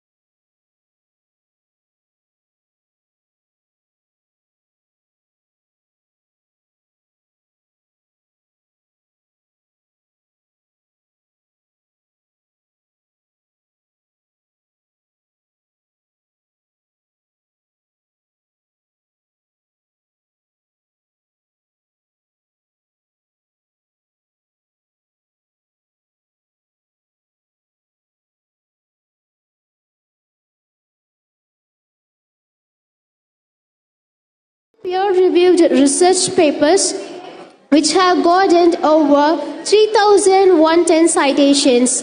His exceptional contributions have earned him numerous prestigious honors, recognitions, his dedication and excellence in advancing the field of biotechnology. As an academic leader, he has been a mentor to 10 PhD scholars, guiding them through their academic journeys and ensuring they contribute significantly to scientific research. With an illustrious career dedicated to scientific innovation and sustainability, our esteemed chief guest stands as a beacon of knowledge in renewable resource and agriculture. As he takes us through the roots of sustainability, renewable resource in agriculture, let's welcome Dr. M.S. Sivakumar sir to share his expertise.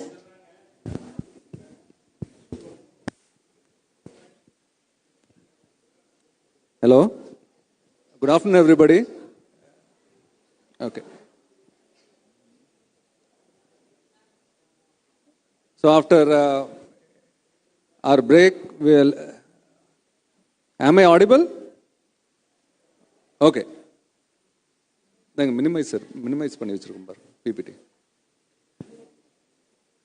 I will talk about little in depth about what the earlier speaker, Professor Sendilnathan, told, and he shared with us.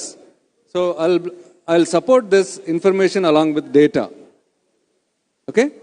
So we are going to talk about sustainable agriculture. We are talking about sustainable agriculture. Now, what exactly is sustainable agriculture? It is farming without compromising the ability of current or the future generations. So this is what exactly is sustainable agriculture.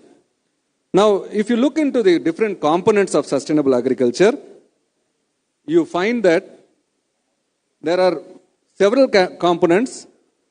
Primary among them is agroforestry, biodiversity, conservation tillage, organic agriculture, crop resistance, biodynamic agriculture, and biorational insecticides. So what I am going to focus today, my topic is going to be entirely focused on biorational insecticides. So prior to that, I'll give you an overview about what exactly is sustainable agriculture and how is it different from organic farming. That also we'll be looking into. Okay. So this slide has already been shown to you in the earlier presentation, agroforestry. Now, agroforestry is one of the primary components of sustainable agriculture because it promotes biodiversity as well as it promotes or it leads to the increase in production of renewable sources which we can use it for farming. Among the agroforestry, one of the primary components is agrobiodiversity. Now we know in general what is biodiversity is. It's a combination or it's a collection of all the biological organisms in one particular area constitutes the biodiversity of an area. Now when we look into agrobiodiversity, we talk about the different organisms, birds, insects, mammals, microbes which are there in one particular agroecosystems constitutes the agrobiodiversity, and this particular component of agrobiodiversity and agroecosystem concept is the one which is the need of the hour, and we need to look into this particular component in detail. So among this, I'll change. I guess. Among this, I'll be focusing on the biocontrol agents for crop and livestock pests. Okay, this is what we are going to talk about. Next. Conservation tillage, the primary components of conservation tillage are reducing soil erosion, retention of water, and nutrient recycling. So these are the three main advantages of conservation tillage. These are all components of sustainable agriculture. Next. Now, as said earlier, sustainable agriculture is a broad term which also includes organic farming. Now, the concept of organic farming is totally we go to the nature and without using any chemical insecticides or chemical fertilizers or any growth enhancers which are organic based.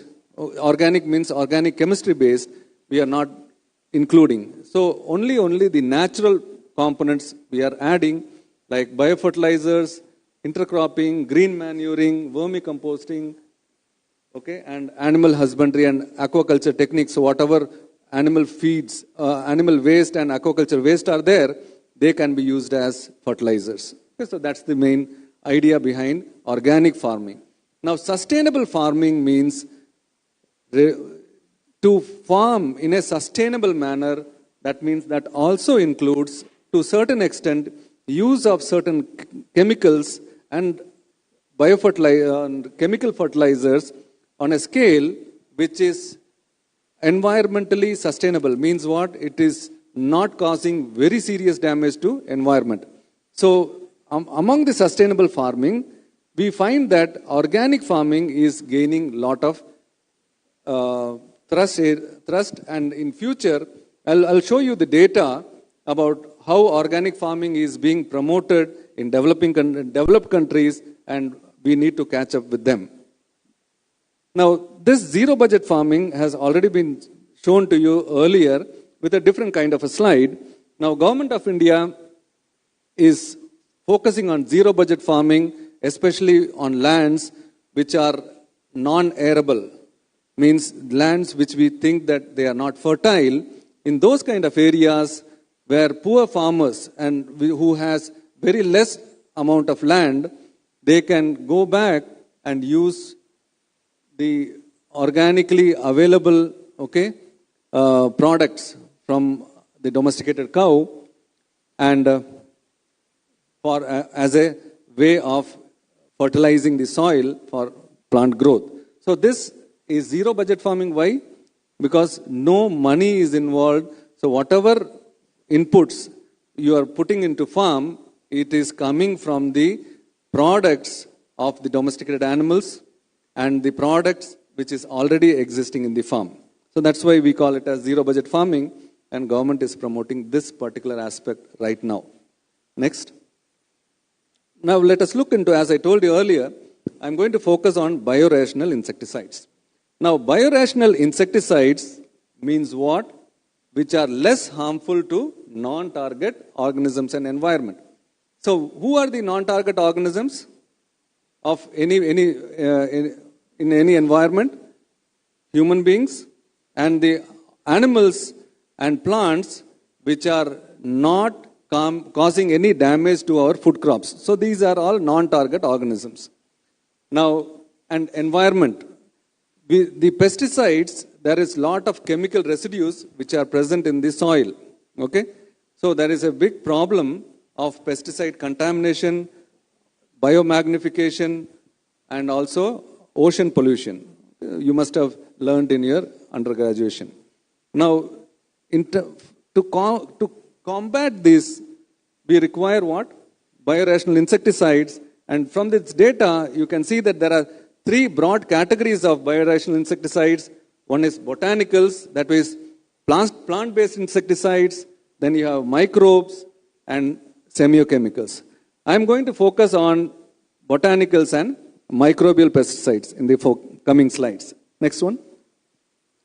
Now, when we look into the data about how our population is going to be there world over, we find that there are two big circles, in Asia. And this circle, one is India and China, we already know, and we are one of the highest, countries with highest population. So, next one.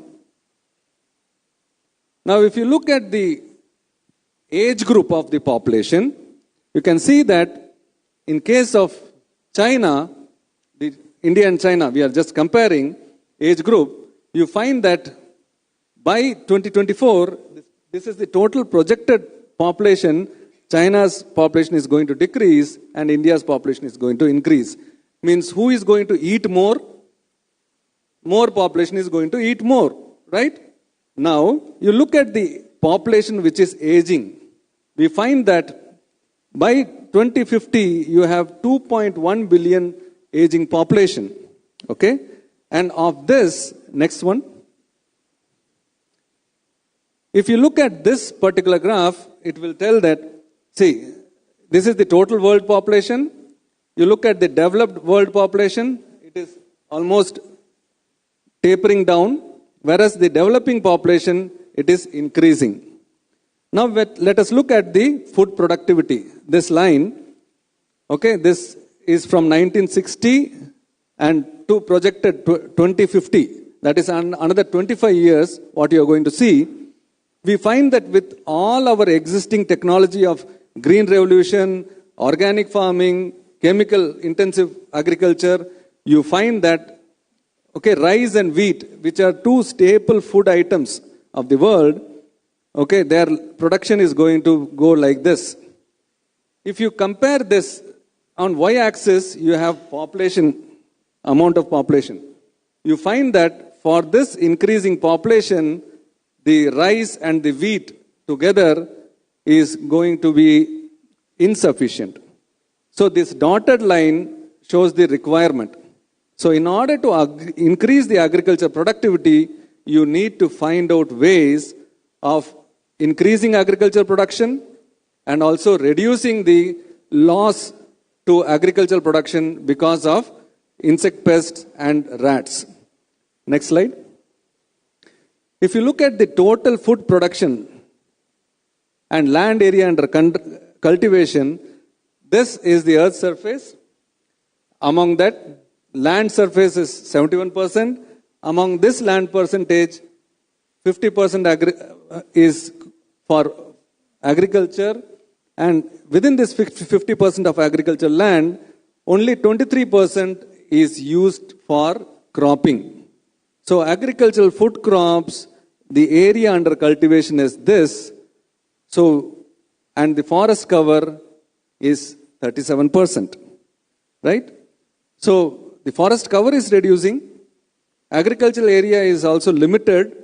So what we can do now, next one. If you look at this map shows world, the green color shows the forested area 50 years back and right now. Forget about India, it is totally black. We don't have, forest cover is almost nil. Whatever forest cover we are seeing or whatever forest cover we are reading, okay, in your textbooks, it includes your garden also. Okay, if you are growing any trees, that also is included under forest cover. But if you look at India, only very, very scanty area is there which is under forest cover. That means almost majority of the area under forest, we have started utilizing it for cultivation. If you look at the world, this South America, you find that forest cover was huge. Amazons. There also you can find that this particular area, it is reducing. So that means what? So overall, forest cover is going down. So there is climate change. We can see here. And as a result of this climate change, okay, you find that a lot of new kinds of diseases, new kinds of insect pests, they are coming. And also agricultural productivity, because of this changing climate, is leading to decrease in agricultural productivity. Next one. So what we require is a sustainable solution so that climate change is stopped, agricultural productivity is increased, and the land area is finite. So land area we cannot increase because that's the limit. Now, whatever we are right now doing is all high yielding varieties we are using, still because of the population increase, there is a big problem. So what do? We go for a circular economy.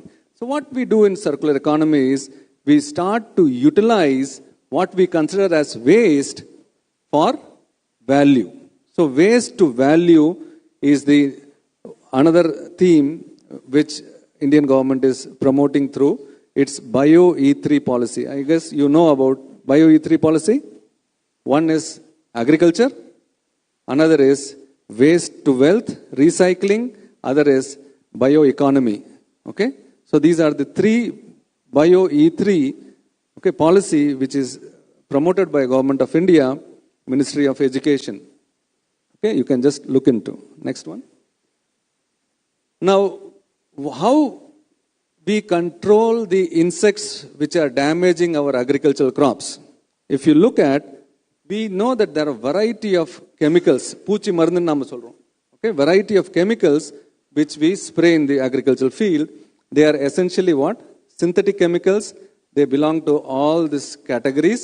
Some of these categories are only I am showing. There are several new categories also. They are almost, their work is more or less similar. I'll tell you how they work.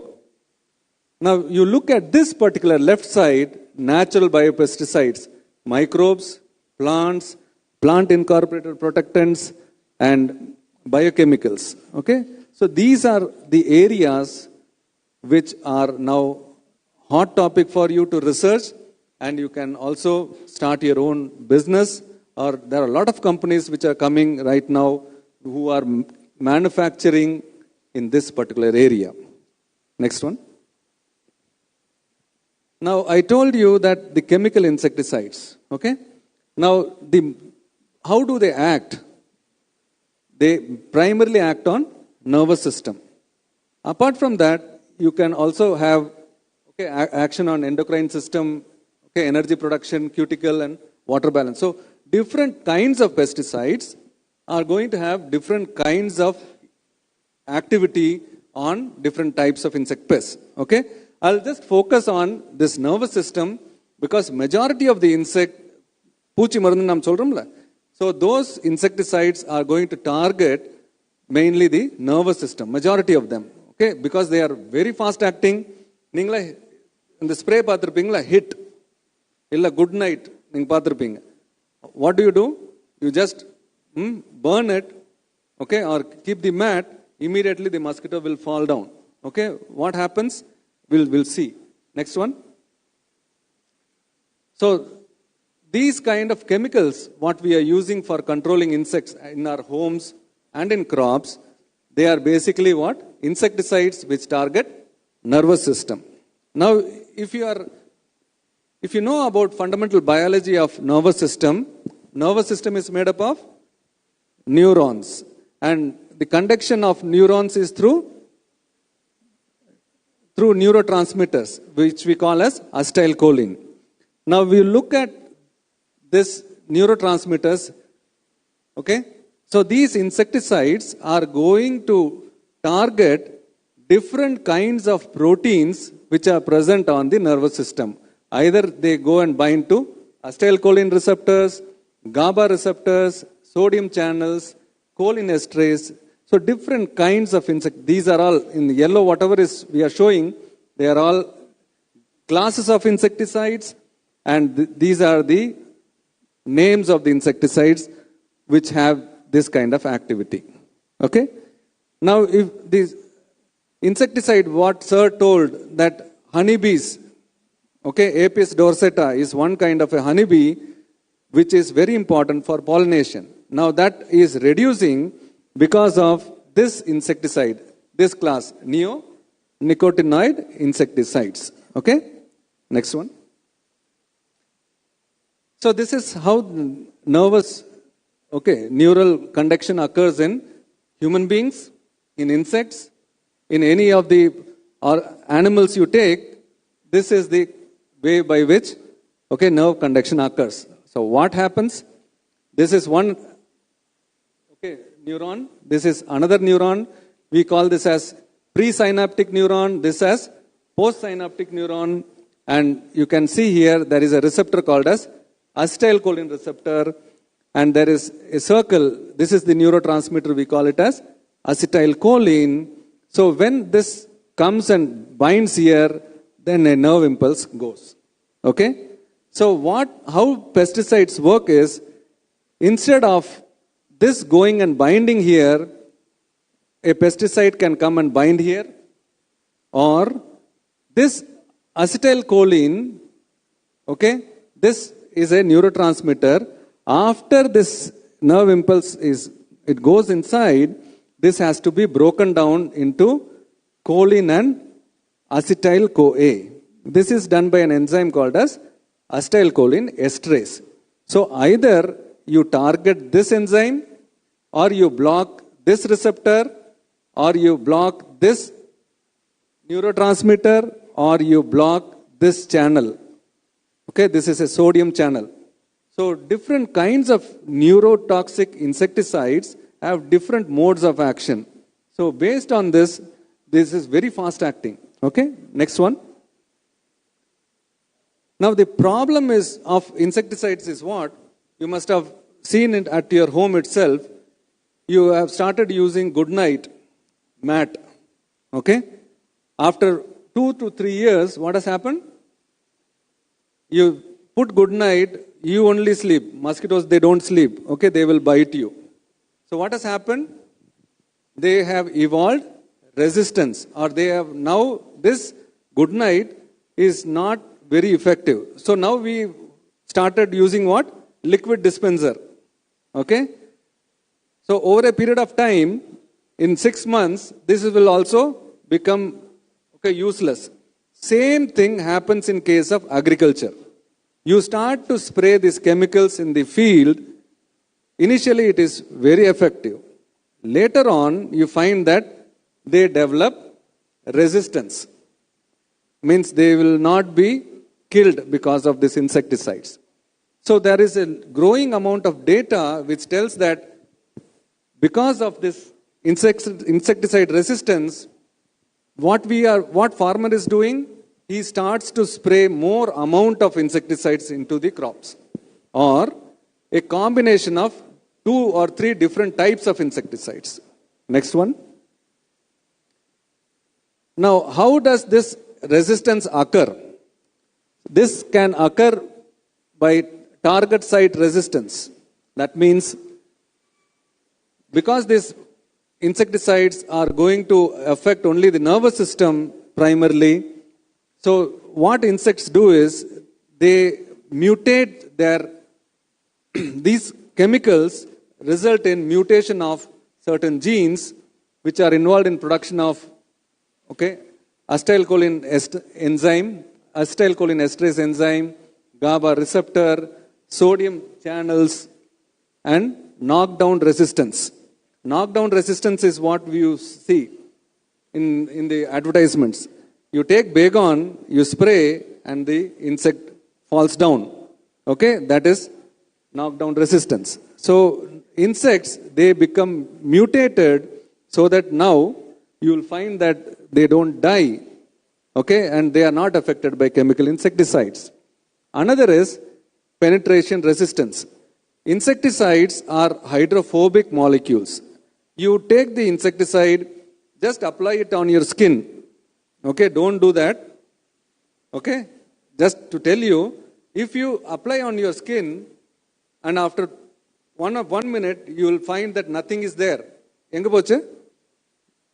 Everything has seeped inside. Everything goes into your system. That means they are all hydrophobic. Your skin is hydrophobic. Okay, so immediately, so these pesticides are highly toxic. So what insects do is, they have modified their skin in such a way that an additional coating is there on top of the skin which protects them from these insecticides. That is penetration resistance.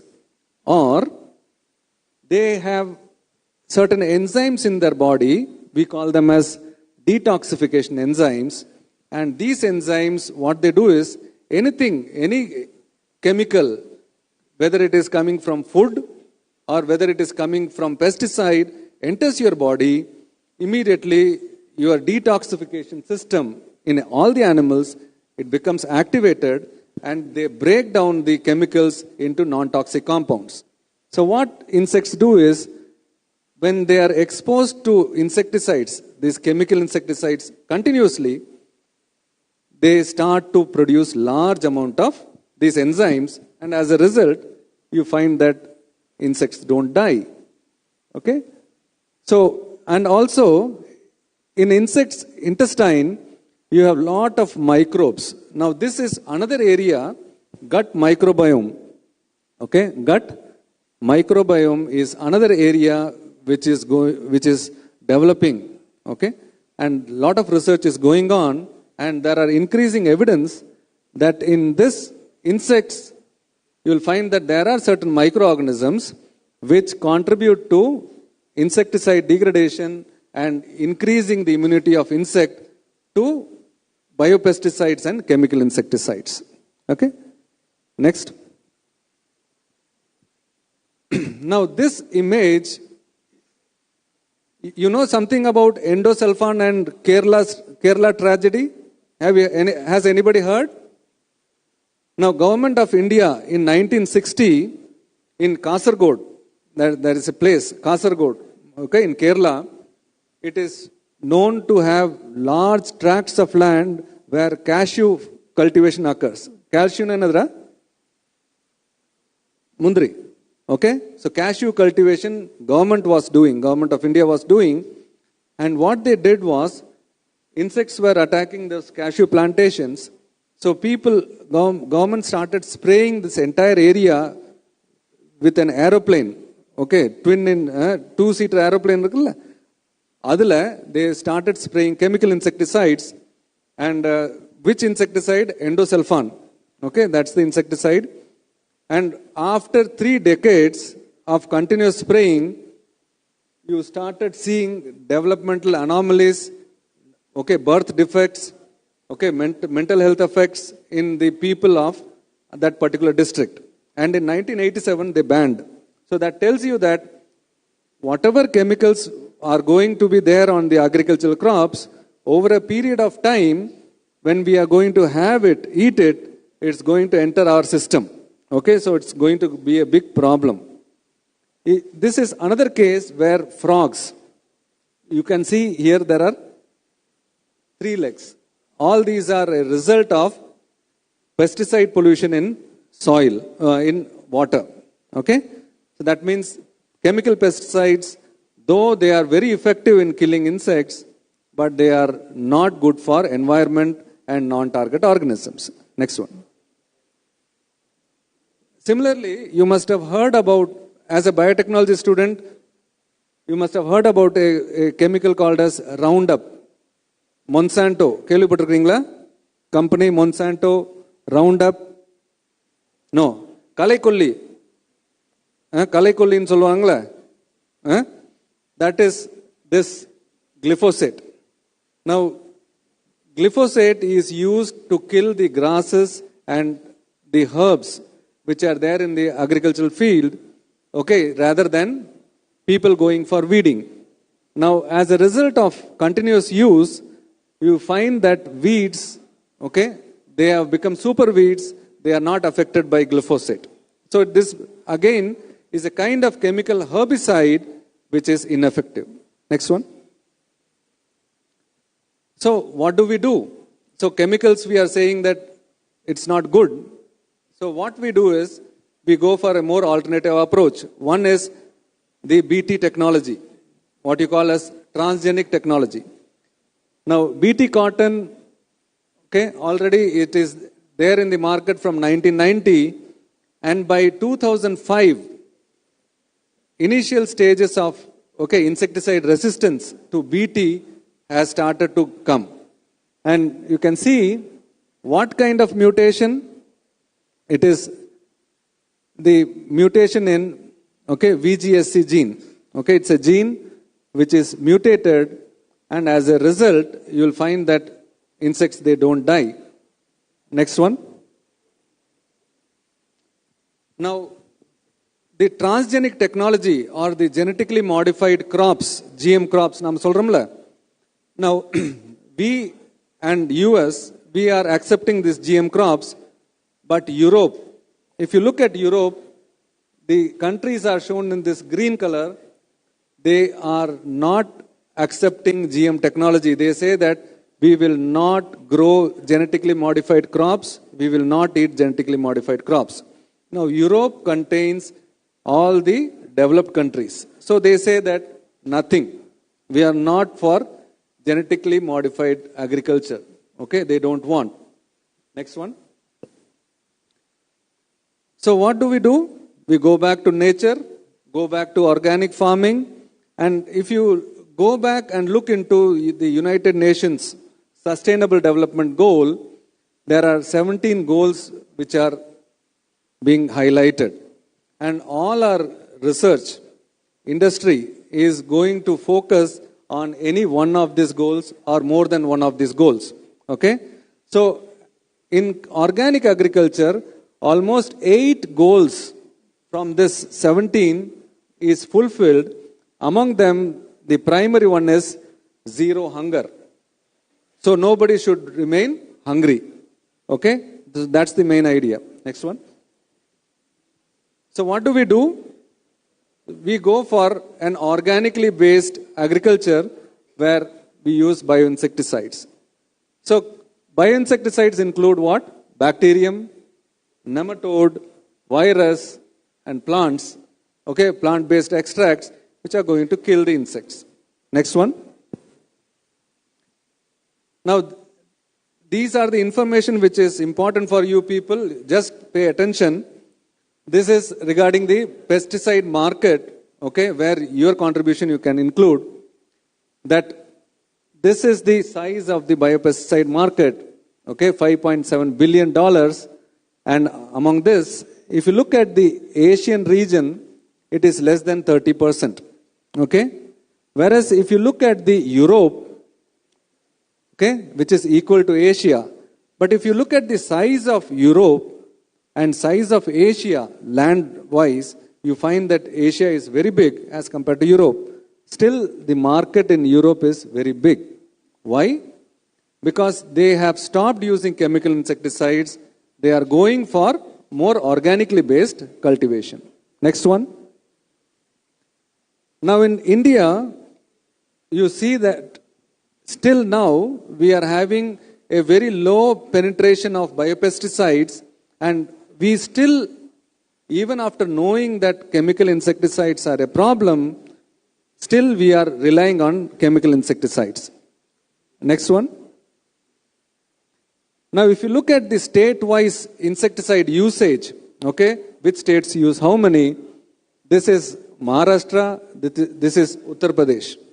These are two states in India which cultivate, okay, huge amount of crops, especially sugarcane, rice, wheat, vegetables, onion. Okay, these are all produced by these two states. And then this is Punjab, which produces wheat and rice, which we call as fruit bowl of India. So almost 50% of pesticide usage occurs in these three states. Now, if you look at Tamil Nadu, this is somewhere around 7%. Okay? Now, crop-wise, if you look, it goes to entire pesticide spray, majority, it goes to cotton. Next one. Now, if you look at the botanicals or plant-based extracts, okay, these are all secondary metabolites. There are different kinds which we can use it for crop protection. Next one. Now, microbes. Already you know about microbial biopesticides. You have bacterial, fungal, viral, nematode, protozoans. So these are 5 groups of organisms which can be researched. A lot of work is already going on. A lot of insect or microbial species have already been utilized as biopesticides. Still, there is a lot of scope for you to develop or identify new organisms. Next one. Now, these are the, right now, biopesticides which are registered in India. Okay, only a handful of products are there. Next one. Now, among this, okay, bacterial biopesticides, you find that Bacillus, Burkholderia, Pseudomonas, Chromobacterium, okay, Streptomyces, Saccharopolyphora, and Escherichia. These are the groups which are, okay, and important bacterial biopesticides which are there in the market. Next one. Okay, we can just skip on next. Okay. Now you know about BT and BT toxin. So how do they act? You have BT toxin is the crystal protein, and this, once a larva eats, goes into the stomach and breaks down the epithelium. Okay? And as a result, insect dies. So you can see here. Fine? This is a known mode of action. Next one. Now, actinomyces is another group where lot of secondary metabolites or products have been isolated, and these are chemically synthesized and used as pesticides, chemical pesticides. These include ivermectin, spinosad, and milbemectins. Next one.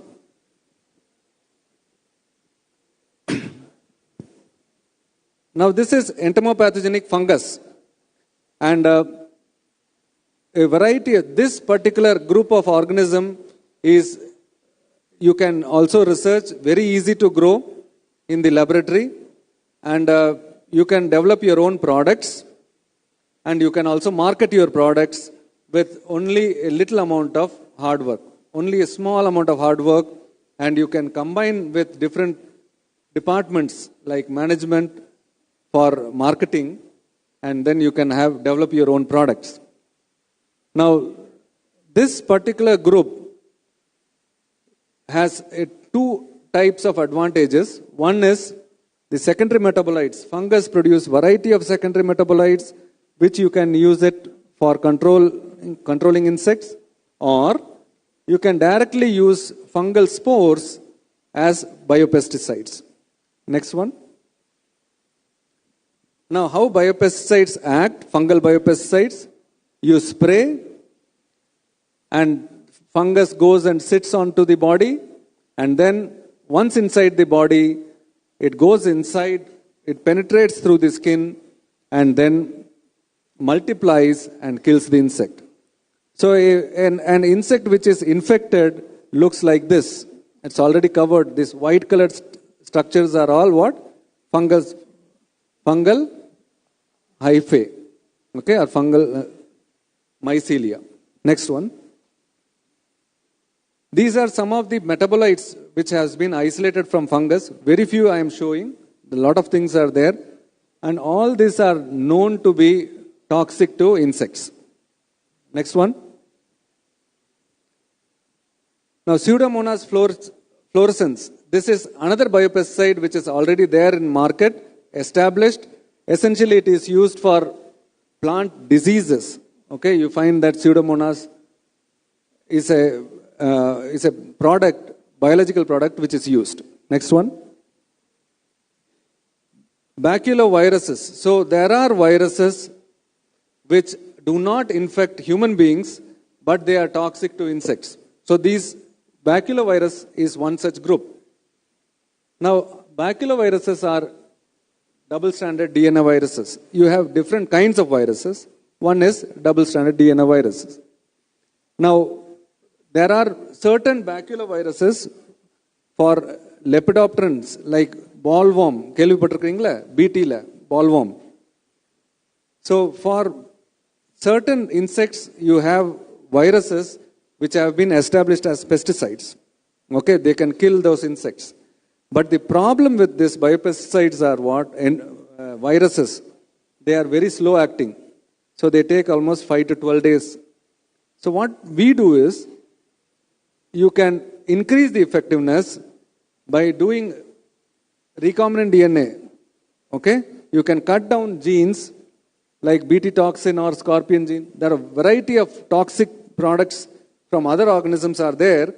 You can cut those genes, incorporate it into virus, baculovirus, and then you can use it so that viruses are more effective and in a short span of time can kill insects. Next one. Okay, this is, we can just skip. Next. Okay, this is the mode of infection. I hope so. Do you want this? Okay, next. There is no response, so we'll just skip. Okay, entomopathogenic nematodes. This is another group. Okay, these are the organisms which have already been known to have insect pathogenic effects, and they are all marketed. Next one. Okay, this is the mode of action, similar to what entomopathogenic fungus does. The only thing is, it doesn't go through the skin, but it goes through nostrils of the insect. Okay, next one. Okay, next. So these are some of the biopesticide products which are marketed in India. Okay, this data is of 2024, right? So very few markets are there. Okay, products are there in the market. You can also bring in your own product. Just prior to this. Okay, so why biopesticides are, only 2 slides are there. Okay, don't worry. We'll finish on time. Don't worry. So why biopesticides are not popular? It is because they are degradable. Their shelf life is very low. So you keep it in shop, and if the shopkeeper doesn't sell it for 2 or 3 months, it becomes ineffective. Okay, low level of persistence means when you spray it in the agricultural field, they are affected by UV light, heat, pH, moisture. Moisture come here na, biopesticides don't work. And you have to, there is no standardization of product. Like 10 companies are selling the same product, BT. You find that one of the company's product is very effective, but the other company, it is not effective. Why the reason? It is because of basics of microbiology. Because if you look at the microbial growth curve, so what do you find? You have lag phase, log phase, stationary phase. Okay? Now you want to produce a spore, then you have to take microbes which are in their stationary phase or in their death phase. Okay? If you try to extract out spores of a bacterial colony which is there in the log phase, you will never get. So, spore production in a cost-effective manner is very important. Okay? That's where microbiologist's role comes inside. Okay? So, when you go for developing one pesticide, you find that it's not a single subject person who is going to come in. An entomologist is going to come, a microbiologist, a biotechnologist, a commerce person, okay, and media, advertising person. So it's a combination of different people together results in leads to one product release. Okay. Now, if you look at the biopesticides, if you look at plants, I say that I want to work on a plant which is endangered. I cannot go and take the plant. நான் சொல்றேன் ஒரு particular plant இருக்குது அந்த plantோட rootல வந்து it has insecticidal activity. So I cannot go and uproot the plant. Okay? Because it is protected by law. So there are a lot of biodiversity stringent laws. So not all the plants you can take and try it out. And microbes are very specific. They will go and kill only one insect or one insect species. You try to target in one agricultural field, you can have 10 different kinds of insects. Okay? So you target one insect, then the other grows. Okay? And other takes its place. It's like a balloon. Okay? You have a balloon, you try to press one side, okay? You are trying to control, the other side swells. Okay? That means what? You need to have an approach. Next one. You need to have an approach where you find that all the insect pests are brought down to a level which is important. Okay. So, what opportunities you have for doing research in this particular area? You can talk about solubility of biopesticides, that is formulations, stability, that's increasing the shelf life of the biopesticide, effectiveness of biopesticides in field condition, okay, identifying new microbial species which is having insecticidal property, or identifying new plant-based compounds which are having insecticidal property, developing methods for large-scale production of biopesticide microbials using cheap media. Okay, that is another one. Or optimizing or developing new methods for large-scale extraction of plant-based metabolites, developing new protocols for identifying and checking that if I take BT from 10 different companies, then all the companies should show effectiveness. Okay? So that kind of new protocols and standard operating procedures needs to be developed. So for all this, you require what? A multidisciplinary R&D approach. So that's why biological field always looks into biochemist, microbiologist, biotechnologist, botany, zoology. Every group contributes to one aspect of biology. So when you go for product development, it has to be what? A multidisciplinary approach. Okay? So I'll end my topic, next one, by saying that you develop biopesticides, which is an essential component of sustainable agriculture, and ultimately by 2050, we are going to be means India is going to be one country which is going to contribute in terms of world population about 30%, or 1/3 is going to be Indians. Now in such a scenario, okay, food sufficiency. Okay, Green Revolution எப்போ வந்ததுப்பா? What was the need for Green Revolution? Because in 1960 there was a big famine and a lot of people died because of hunger in India. உங்களுக்குலாம் தெரியாது. உங்க தாத்தா கேளுங்க, when they were young, that was the time. During that time, we wanted food grains. We approached different countries, and few of the countries, they gave food.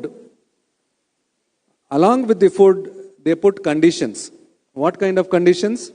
That you take this products to your country. Okay?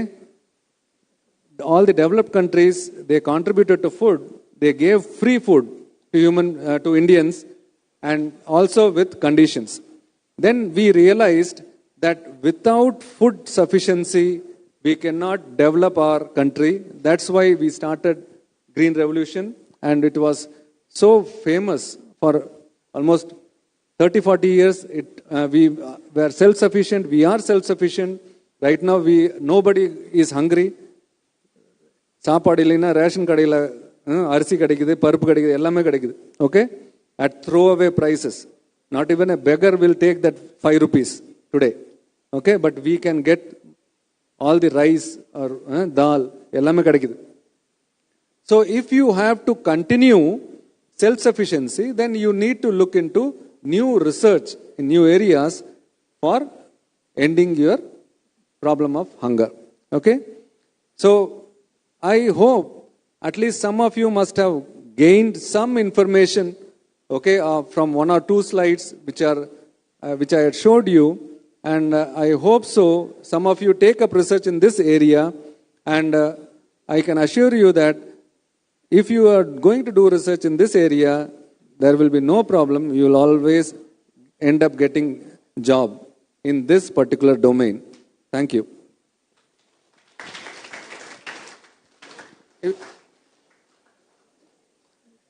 If you have any comments or any clarification, you are free.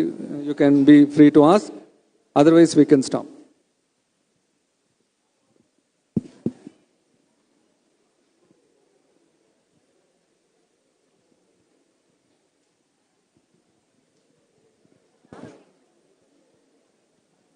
Students, if you have any queries, you can ask.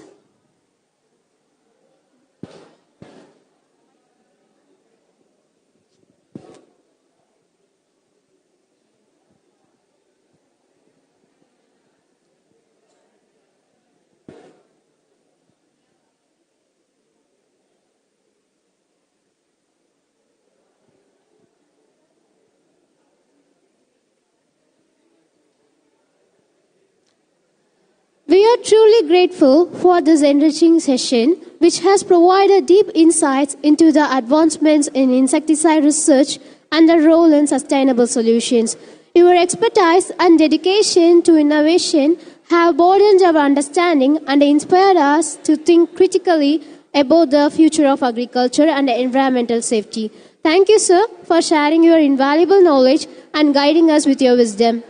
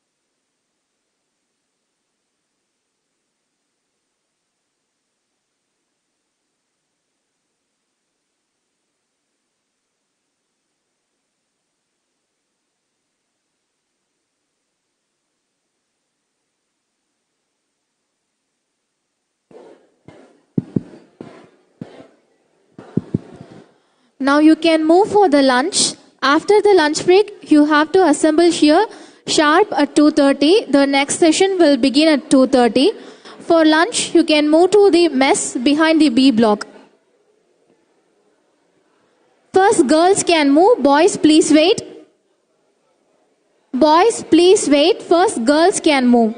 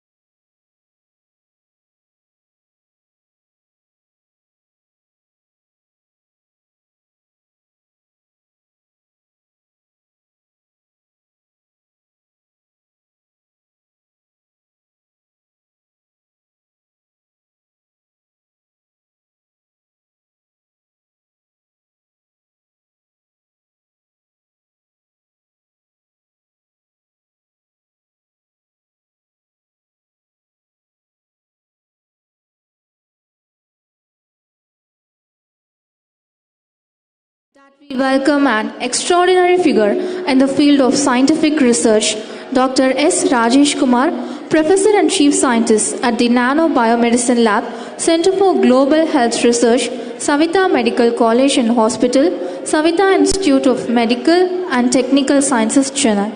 He has been recognized among world's top 2 scientists in career impact 1960 to 2003. With a solid academic foundation, he holds PhD and MBA. With over 950 research articles published, his work has earned 23,693 citations on Google Scholar with an H index of 67 and I index of 260. His impact extends to Scopus and ResearchGate, where his research has accumulated 10,885 and 12,465 citations respectively, with an H index of 47 and 52, a testament to his global influence. He has successfully obtained projects worth over rupees 1.41 crore, serving as principal investigator and co-principal investigator. He mentored 4 PhD scholars and 8 more are currently under his supervision. He secured 3 patents among 67 patent findings. He has played a crucial role in organizing 15 major conferences, seminars, and workshops. His research has garnered international collaboration with institutions in various countries. His excellence has been recognized through numerous accolades, including the Best Researcher Award from SciMaths, the Most Punctual Faculty Award, and the Workaholic Faculty Recognition. With a distinguished career in his scientific innovation and sustainability, our esteemed guest has been a driving force in advancing nanotechnology's role in agriculture as he takes us through Agriculture 2.0, harnessing nanotechnology for a greener, more efficient future. We look forward to gaining insights from his groundbreaking research and visionary approach. Let's welcome him as he begins this session. Sir, please.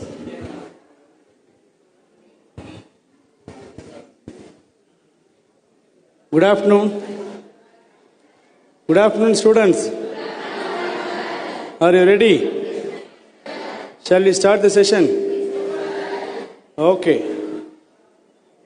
See, listen. This is not like a presentation. This will be the discussion. Okay. யாரெல்லாம் பேசிட்டு இருக்கீங்களோ அவங்களாம் half an hour என் phone வச்சுக்கணும். எனக்கு வர கால்லாம் attend பண்ணணும். எனக்கு வர மெசேஜ்லாம் ரிப்ளை பண்ணணும். யார் பேசிட்டு இருக்கீங்களோ அவங்கள நான் எழுப்பி கேட்பேன். சரியா? Don't talk and don't waste my time. For this I have spent more than 16 hours travel. இந்த half an hour-க்காக. So don't waste my time to say any advice to you. Okay? Good afternoon. I am Dr. Rajesh Kumar, Professor and Chief Scientist from Savita University. அவங்க என்னை பற்றி என்ன சொன்னாங்க கேட்டிங்களா? How many papers I publish, how many citations I have? கேட்கல.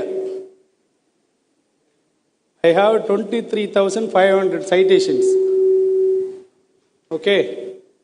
Per year, 3,000 citations. அப்படின்னா நான் இங்கே பேசிட்டு இருக்கிற இந்த ஒரு நேரம் வேர்ல்டில் எங்கேயோ ஒரு ஆள், இங்கேயோ ஒரு 10 பேர் வந்து என்னை வந்து அவனோட ரிசர்ச் ஆர்டிக்கிளை சைட் பண்ணிகிட்டே இருக்காங்க. Even if I am not doing research also, somebody will cite me. This is the power of research. You have to do something to the society. Then only you will be cited. Okay? We have to do some research to the society. Why we are doing research? Why we want research? You know why? Why in PhD students are publishing papers? Why you are doing research? Research is the only innovative thing. Research is a knowledge. Okay, those who are finishing UG or PG is eligible to apply for IES. But who is knowledgeable is passing the examinations. So we want to be a knowledgeable person.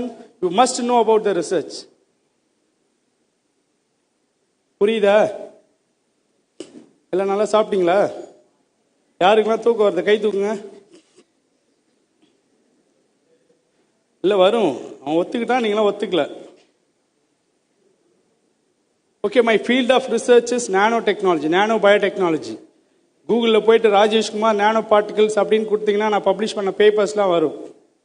I am doing research in the area of nano biotechnology. 2000 நான் இந்த ஹாலுக்கு வந்து third time வரேன். 2008 one time வந்தேன், 2009 வந்தேன், 2009 அப்புறம் இன்னைக்கு வரேன். That day I was a PG student. ஒரு பயோடெக்னாலஜி கான்ஃபரன்ஸ் அப்படின்னா இங்கே ஒரு திருவிழா மாதிரி நடக்கும். 2007, 9, 8, 9, 10 ஓகேவா. முத்தையம்மாள் காலேஜ் பயோடெக்னாலஜி அப்படின்னா இந்த ஹோல் பெரியார் யூனிவர்சிட்டியுமே வந்து ஒரு செம வைபாக இருக்கு. அந்த டைமில் நான் இங்கே பிஜி பண்ணேன். அந்த ஸ்டூடெண்ட்டாக இருந்து இங்கேருந்து படித்து நானோ பயோடெக்னாலஜி ரிசர்ச் பண்ணி then I am coming as a chief guest for this conference. We want to do some research. We want to be a knowledgeable person. So my knowledge is on nanobiotechnology, nanoparticles for biomedical applications. Next. The journey of 1,000 miles begins with single step. எல்லா கடலும் ஒரே நாளே உருவாயிடுமா? ஒரு சொட்டா தான் உருவாகும். ஓகேவா. நேராக 23,000 citation போயிட முடியுமா? I started with one citation. My first paper is nanoparticle synthesis, optimization study, then followed by nanoparticle preparation, characterization, application. Morning in my stage, எனக்கு என்னோட பிஜி கைடு வந்து செல்வமாலீஸ்வரன் சார், பிஜியில் கைடு. ஓகேவா. நான் இருக்கும்போதே வந்து வைஸ் பிரின்சிபலாக இருந்த ஸ்டெல்லா மேம் தான் இப்போவும் வைஸ் பிரின்சிபலாக இருக்காங்க. நான் பிஹெச்டி பண்ணும்போது செந்தில்நாதன் சார் வந்து faculty. I shared my dias with the peoples who I am following. நான் ஃபாலோ பண்ணவங்க என்னோட ஃபேக்கல்ட்டிஸோட நான் ஸ்டேஜஸ் ஷேர் பண்ணிக்கிறது நான் ரொம்ப பெருமையாக நினச்சேன். That will be possible because of doing good research to the society. That first paper I started with one paper, second paper, third, fourth, then 100, 200, 300, 400, 500. I am guiding BDS, MDS students. And now I am guiding MBBS and MD students. I am also a biotechnologist. I am guiding the MD. MD தெரியல, MD nephrology, MD ortho, MD gynecologist, அவங்களாம் guide பண்ணுறேன். அவங்களுக்குலாம் biotechnology படிச்சுட்டு என்ன guide பண்ண முடியும் அப்படின்னா, I am doing research in the field of nanobiotechnology, nanoparticle synthesis and nanomedicine. They are just giving drugs to the patients. Who will develop the drugs? Paracetamol tablet இன்னைக்கு வந்து பல ஆயிரம் கோடி வியாபாரம் பண்ணேன். அந்த பேராசிட்டமால் டேப்லெட்டை கண்டுபிடிச்சது ஒரு நம்மள மாதிரி ஒரு basic medical science student. Yes, what you want? Don't talk for next half an hour. Okay. So that whatever the drugs it may be, whatever the medicine it may be, that will be invented by the basic medical science students like us. We did the research for the society. We have developed lots of drugs. Okay, that knowledge will be coming from this kind of conferences, seminars.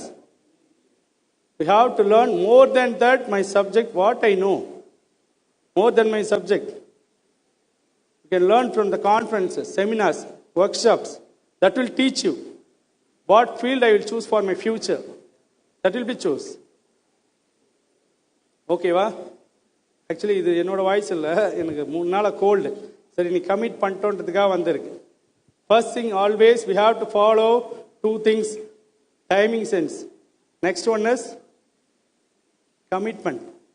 ஆக்சுவலாக morning என்னால் தான் late ஆயிடுச்சு, sorry, என்னோட train miss ஆயிடுச்சு, train வரல, late. So I booked some other train and I came here to deliver the talk for you, to meet you all. Okay, next. Then people are telling nanotechnology, nanoparticles, எங்க போனால் research அப்படினாலே nanoparticles, அப்படி என்னதான் நானோல research பண்றாங்கன்னு தெரியலன்னு வந்து always some talks are going on in the environment, that educational environment and scientific environment. They are telling nanotechnology ஒன்றும் இல்லை, ஏதோ ஒன்று பண்றாங்க, கலக்குறாங்க, அது nanoparticle அவங்களுக்கே தெரியாது. Like that they are telling. Do you know we have one very good nanoparticle in our body, nanomaterial. Do you know what is that? DNA. DNA is a nanomaterial, nano-sized material. That is with the size of less than 50 nanometer.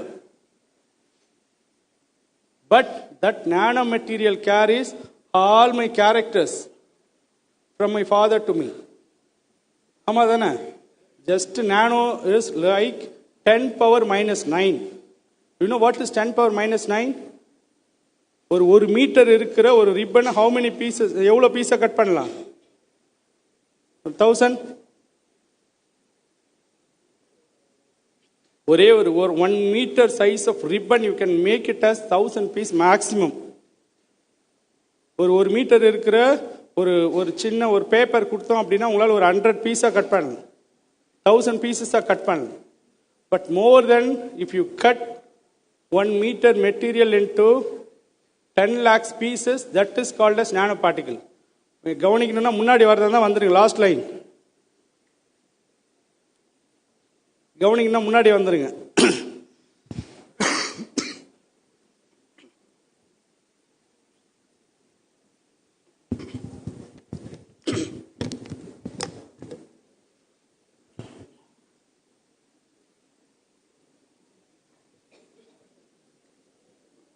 So nanoparticles are not a small, very, very, very small. Okay, for example, just I am preparing 1 nano idli. ஒரு நாள் எத்தனை இட்லி சாப்பிடலாம்? காலையில் ஒரு 3, மதியத்துக்கு ஒரு 4, நைட்டுக்கு ஒரு 3 சாப்பிடலாமா? ஒரு நாளைக்கு எத்தனை? அப்போ 10 இட்லி. அப்போ 30 நாளைக்கு 300. இட்லி பிடிக்காது அப்படிலாம் சொல்லக்கூடாது, சரியா? For example I am telling, இது ஒரு கதன் பேசக்கூடாது பக்கத்தில். So what is nano food? This is for example I am telling. If you can make 300 idlis into 1 idli, every month you can take 1 idli. First day. For next 30 days, you will not take any food or anything. Your body will do same metabolism and all. That idli is called as nano idli. Okay, nanotechnology is not only reducing the size, okay, increasing the activity, increase the, what increase that all the properties contains with very small in size. Okay, நான் நானோ இட்லி சாப்பிடணும், என்ன அவசியம் இருக்கு? நேரம் அதுக்கு போயிடக்கூடாது. For all the research that was developed for some defense, some other things. Lorry எதுக்காக கண்டுபிடிச்சாங்க? லாரி பஸ்ல நமக்காக கண்டுபிடிச்சாங்க, மிலிட்ரி பீப்புள்ஸுக்கு யூஸ் ஆகுன்னு சொல்லி கண்டுபிடிச்சாங்க. புதுசாக வரவங்க அப்படியே அமைதியாக உட்காரணும், பக்கத்தில் இனி பேசக்கூடாது. Just sit and listen what I am telling. So nano food is just converting the big size of food into the small and with the same activity, same efficient, then more than that metabolic function, more than that the drug activity. That is called nano food. Nanotechnology is to reduce the size and increase the activity. In the market and all, they are selling one car, then they named as a nano car. See, this is just a fancy, they use the name. Nano means small car like that. But actually, what is nano car? You can pack your car in your bag. Just you can carry your car into your bag and then you can use it for next level purpose. Just you can open your bag and you can keep it out that car and you can use it. That is called nano car. யாரும் பேசக்கூடாது, just listen, don't talk. And the same one more time I'm telling, ஏற்கனவே கேட்டவங்க மன்னிச்சிருங்க, கேட்காதவங்க சொல்றேன். Don't waste my time to say any advice to you. Okay, so reducing the size and increasing the activity and increase the productivity, for that we want an technology that is called nano technology. That nano car, you can pack it and keep it in your bag. Just you can carry and you can use it for whenever you want, that just you can use it. Like that you have to reduce the size. Likewise for easy technology, for example, I am telling just a nano memory card. In SRM University, some 3-4 years back, one PhD scholar invented one small memory card in the same size of what memory card you are using, just small. நம்ம கையில் வச்சிருக்க memory கார்டோட size என்ன? 512 MB, 1 GB, 2 GB, that was 10,000 GB memory card. 10,000 GB memory card in the small, that same size he invented. That is called, for that they used one technology that is nanoelectronics based technology, nanotechnology. Just will reduce the size and increase the activity, increase the productivity. Convert பண்ணோம். உள்ள இருக்கிற microchips will be converted to the nanochips. Okay, is it possible? எவ்வளோ ஒரு பெரிய விஷயம் இல்லை? அவ்வளோ சின்ன மெமரி கார்டில் இந்தியாவில் இருக்கிற 140 கோடி பேரோட ஆதார் கார்டு டீட்டெயில்ஸ் நம்ம ஸ்டோர் பண்ணிடலாம். ஜஸ்ட் வில் ஸ்டோர் த 10,000 இளையராஜாவோட எல்லா பாட்டையும் இந்த ஸ்மால் மெமரி கார்டில் வில் சேவ் இட். பெரிய விஷயம் இல்லை? Just in the small size itself, we are carrying lots of informations. For that, we have to use the technology. That is called nanotechnology. Next. The nanotechnology widely used in so many applications like optical engineering, defense and security, bioengineering, cosmetics, nanofabrics, and the nanobiotechnology, energy, medicine, and nano devices. In that, especially, I'm telling some recent applications. Okay, some now that I'm telling one more major application for energy storage. In Tesla, they have developed one battery, nano battery. Do you know why that nano battery cars are not at all developed in India? நிறைய இந்தியாவில் வந்து அந்த battery based கார்ஸ்லாம் ரொம்ப கம்மியாக இருக்கு. You know what is the reason for that? If we want to store lots of energy, lots of that is electrical energy, whatever it may be, we want more space. வீட்டில் பார்த்தீங்கன்னா பெரிய பெரிய battery வச்சுருப்போம். பார்த்துருக்கீங்களா? வீட்டில் அந்த யூபிஎஸ்ஸுக்காக பெரிய batteries வச்சிருப்போம். Same battery, if you will carry it in a car, that will be weight. As well, it will take big space. So we want to reduce it. To reduce, they are using Tesla developed one battery that is nano-based battery. That in a small battery itself, they will carry lots of electrical energy. Then it is easy to use it. Then whatever the invention, first it will, that's 1,000 miles start from single step, no. So in the nanotechnology is in a 5th or 6th, 7th step only. So as a student, you have to develop, you have to do some research with nanotechnology, then you have to develop nano-based technology for others. Okay? Next. Then this is, for example, flying drones and small cameras. It will be used in defense. Defense-ல எனிமியை find பண்ணுறதுக்காக அந்த small drones they will send for flying. ஒரு படத்தில் கூட இந்த fly வரும். பார்த்துருக்கீங்களா? யாரெல்லாம் பார்த்துருக்கீங்க? நாங்கள் எங்கே படத்தில் அதெல்லாம் பார்க்குறோம்? ஆமாம் தானே?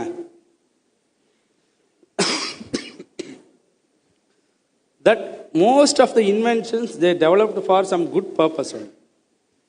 See, whatever, அந்த பட்டன் சைஸ் கேமரா எதுக்காக டெவலப் பண்ணுறாங்க அப்படின்னா ஃபார் குட் பர்பஸ் ஒன்லி. ஓகேவா? சம் அதர்ஸ், உங்கள் வீட்டில் இருக்கிற யாரோ ஒருத்தரோட ஃபோனை ஃபைண்ட் பண்ணுறதுக்காக we are developing some apps. Mostly they are using it for finding the enemies, finding the thief. யாருன்னா ஒரு போலீஸ் கேஸ்லேருந்து தப்பிச்ச ஒரு கைதியோட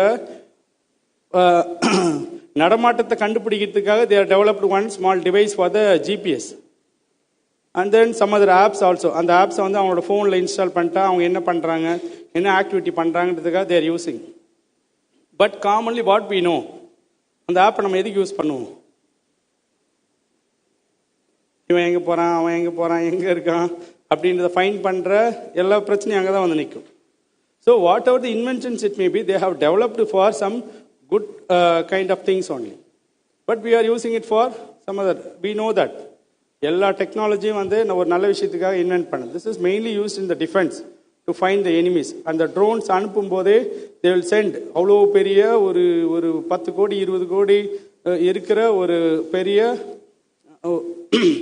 ஒரு bomb or anything they are carrying. No, just அப்படியே ஒரு கண்ட்ரியில் ஏதோ ஒரு இடத்துல போட்டுற முடியுமா பாமை? அப்படியே த்ரோ பண்ணிட முடியுமா? பண்ண முடியாது. They have to find where is enemies are there. For that அதை போய் தேடி கண்டுபிடிச்சி அதுக்கப்புறம் வந்து அனுப்ப முடியுமா மிசைல்ஸ்லாம்? What? They will send the drones like this. Just it will find, okay, these peoples are sitting here. Their illegal activities are there. So they have to find and they will send the missiles or some other things. Okay, this is nano-based technology. Next. Then nanoparticles in cosmetics. Why especially most of the inventions they are targeting cosmetics-based technology. ஏன் mostly cosmetics are used by யாரு? Girls தான் use பண்ணாங்க. ஏன் why they are targeting girls? No why? ஒரு scientific reason இருக்கு. Boys ஆஸ்பெக்ட்லேருந்து think பண்ணக்கூடாது.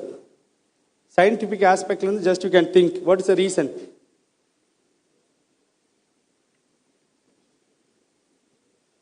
ஜென்ஸுக்கெல்லாம் மிஞ்சி போனால் ஒரு பேண்ட்டு ஷர்ட்டு. கேர்ள்ஸுக்கு நிறைய டிஃப்ரெண்ட் டைப்ஸ் ஆஃப் ட்ரெஸ்ஸஸ் இருக்கு. ஒய்? அதுக்கு பின்னாடி ஒரு சயின்டிஃபிக் ரீசன் இருக்கு. என்ன மசக்களி கதகளி என்னென்னமோ ட்ரெஸ்ஸு டிசைனாக வருது.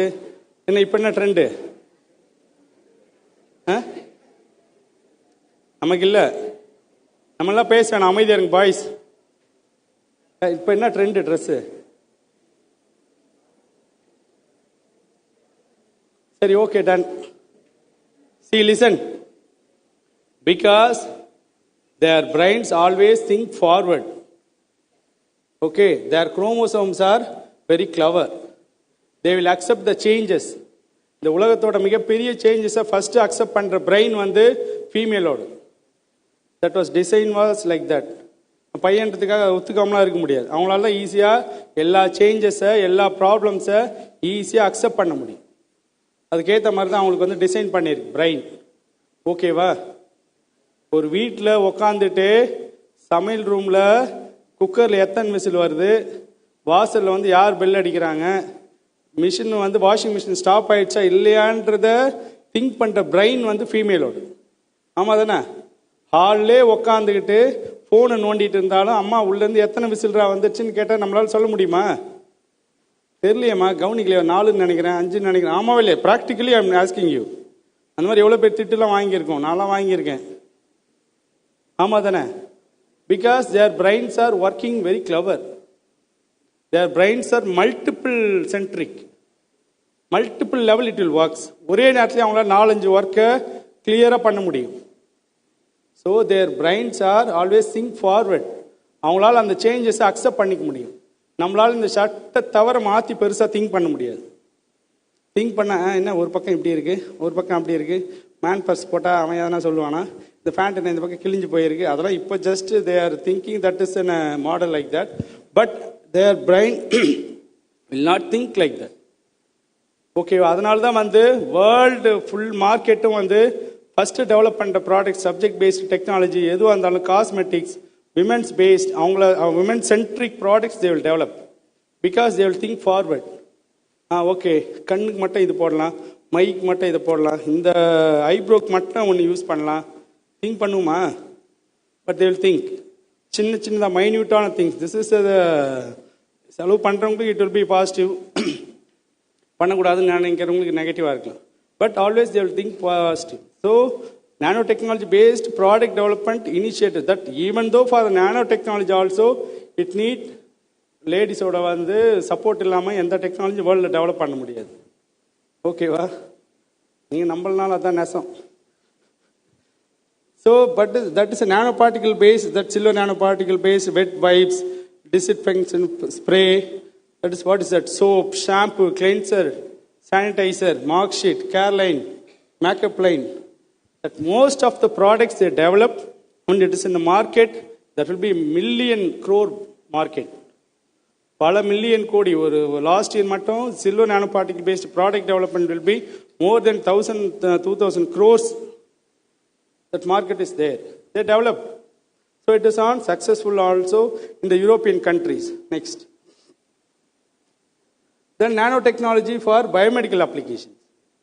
As we are a biotechnologist, biochemist, microbiologist, we have to think our nanoparticles mostly used in the enzymes, drug scarring, drug delivery system we will use.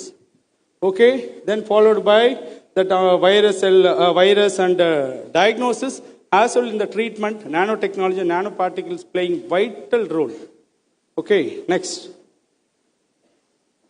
Then in the nanomedicine, that biomedical nanotechnology, that bioinformatics, 3D based printing, tissue regeneration, then cancer nanomedicine, nanoscale imaging, biological MEMS, that and all highly in a research area.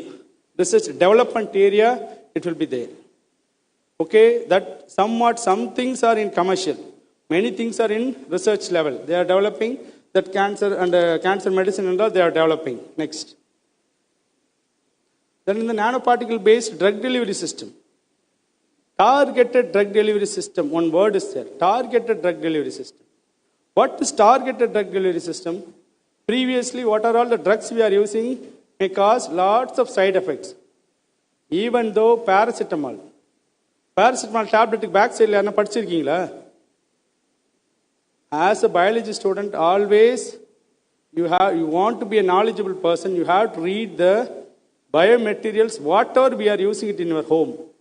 ஒரு shampoo வாங்கினா back சைடில் என்ன எழுதியிருக்காங்கன்னு படிங்க. ஒரு tablet வாங்கினா back சைடில் என்ன எழுதியிருக்காங்கன்னு படிங்க. பேராசிட்டமால் டேப்லெட்டோட மார்க்கெட்டு பல ஆயிரம் கோடி. ஆனால் பேராசிட்டமால் டேப்லெட்டை கண்டினியூவாக நீங்கள் வந்து ஹை டோஸில் சாப்பிட்டீங்க அப்படின்னா உங்கள் லிவரை வந்து அதை டேமேஜ் பண்ணும்.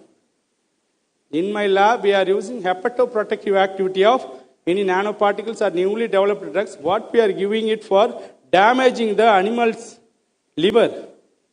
ஒரே ஒரு பேராசிட்டமால் டேப்லெட்டை அரைச்சி பவுடர் பண்ணி வாட்டரில் மிக்ஸ் பண்ணி 7 days வந்து ஒரு அனிமலுக்கு கொடுத்தோம் அப்படின்னா 8th day that animal liver will get damaged. ஒரே டேப்லெட் தான். புரியுதா? என்ன டேப்லெட் கொடுத்தா வந்து லிவர் டேமேஜ் ஆகும்? யார் என்னை பார்த்து ஒளிகிறாங்களோ அவங்கள கை நீட்டி தான் நான் கேட்டுட்டு இருக்கேன்.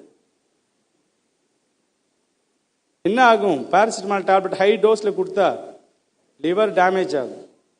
தென் இப்போ அனிமலுக்கு வந்து டெஸ்ட் பண்ணும்போது if we are giving that paracetamol tablet to the animal, then after 7 days we are giving our drugs. Whatever the drugs we have developed, we are giving it for the animal model. So ஒரு paracetamol tablet காமனாக use பண்ணுற paracetamol டேப்லெட்ல இவ்வளோ side effects இருக்குது அப்படின்னா whatever the cancer drugs we are using, mostly அந்த tablets அந்த drugs வந்து அவ்வளோ சைடு எஃபெக்ட்ஸ் காஸ் பண்ணும். நார்மலி ஒரு கேன்சர் பேஷண்ட்ஸை பார்த்தா அவங்க cancer patients will not find. But if they are in a chemotherapy or radiotherapy, will find easily will find she is in a cancer patient. How? Because of the side effects of the cancer drug what we are using. Streptozotocin அப்படின்னு சொல்லி ஒரு drug இருக்கு. That is one cancer drug. அந்த ட்ரக்கை just 1 ml வந்து ஒரு ரேட்டுக்கு வந்து கொடுத்தோம் அப்படின்னா 24 hours அந்த அனிமலுக்கு வந்து டயபெட்டிஸ் வந்துடும். நீங்கள் கூகுளில் போயிட்டு சர்ச் பண்ணீங்கன்னு தெரியும். ஸ்ட்ரெப்டோசோட்டோசின் இன்டியூஸ்ட் டயபெட்டிக் மாடல் அப்படின்னு கொடுத்தீங்கன்னா within 24 hours that cancer drug will cause cancer diabetes to the patients. See this side, இந்த சைடு லாஸ்ட் கார்னர் இருக்கீங்களா, கொஞ்சம் கவனிங்க. அப்புறம் நாளைக்கே போயிட்டு விளையாடலாம். Don't behave like idiots. You know who's that idiot? Sorry. So that cancer drug is causing diabetes. நம்ம கேன்சருக்காக எடுத்துக்கிறோம். But still the patients are using that cancer drugs. Why? இன்னொரு 3 மாதம் உயிர் வாழ்ந்துட மாட்டோமான்ற பயம், இன்னொரு 6 months உயிர் வாழ்ந்துட மாட்டோமான்ற பயம். So in that introduction itself she mentioned no. Now I have more than 60 patents I have. In that 3 patents are granted. 20 patents are in the clinical trial. என்னோட product நான் develop பண்ண ப்ராடக்ட் 20 patent வந்து clinical trial பேஷண்ட்டுக்கு இருக்கு. In that one type of drug is called nanoparticle coated gel. We have developed one. That exact drug I will reveal later. That drug we used for oral mucositis. You know what is oral mucositis? Oral cancer வந்துடும் அவங்களுக்கு. Oral cancer வந்ததுக்கப்புறம் கீமோதெரப்பியோ ரேடியோதெரப்பியோ எடுத்தாங்க அப்படின்னா oral மியூக்கோசைட்டிஸ்னு ஒரு secondary infections வந்து வரும். அந்த பேஷண்ட்டால் வாழ்கிறதுக்கு அவ்வளோ கஷ்டமாக இருக்கும். For that we have developed one drug. Okay, previously they used lots of cancer drugs for that. So அந்த secondary infections for that also we are developing some drugs. Then இந்த streptozotocin like anti cancer ட்ரக்ஸோட intake வந்து நம்ம reduce பண்ணணும். So only we are using it for that targeted drug delivery system.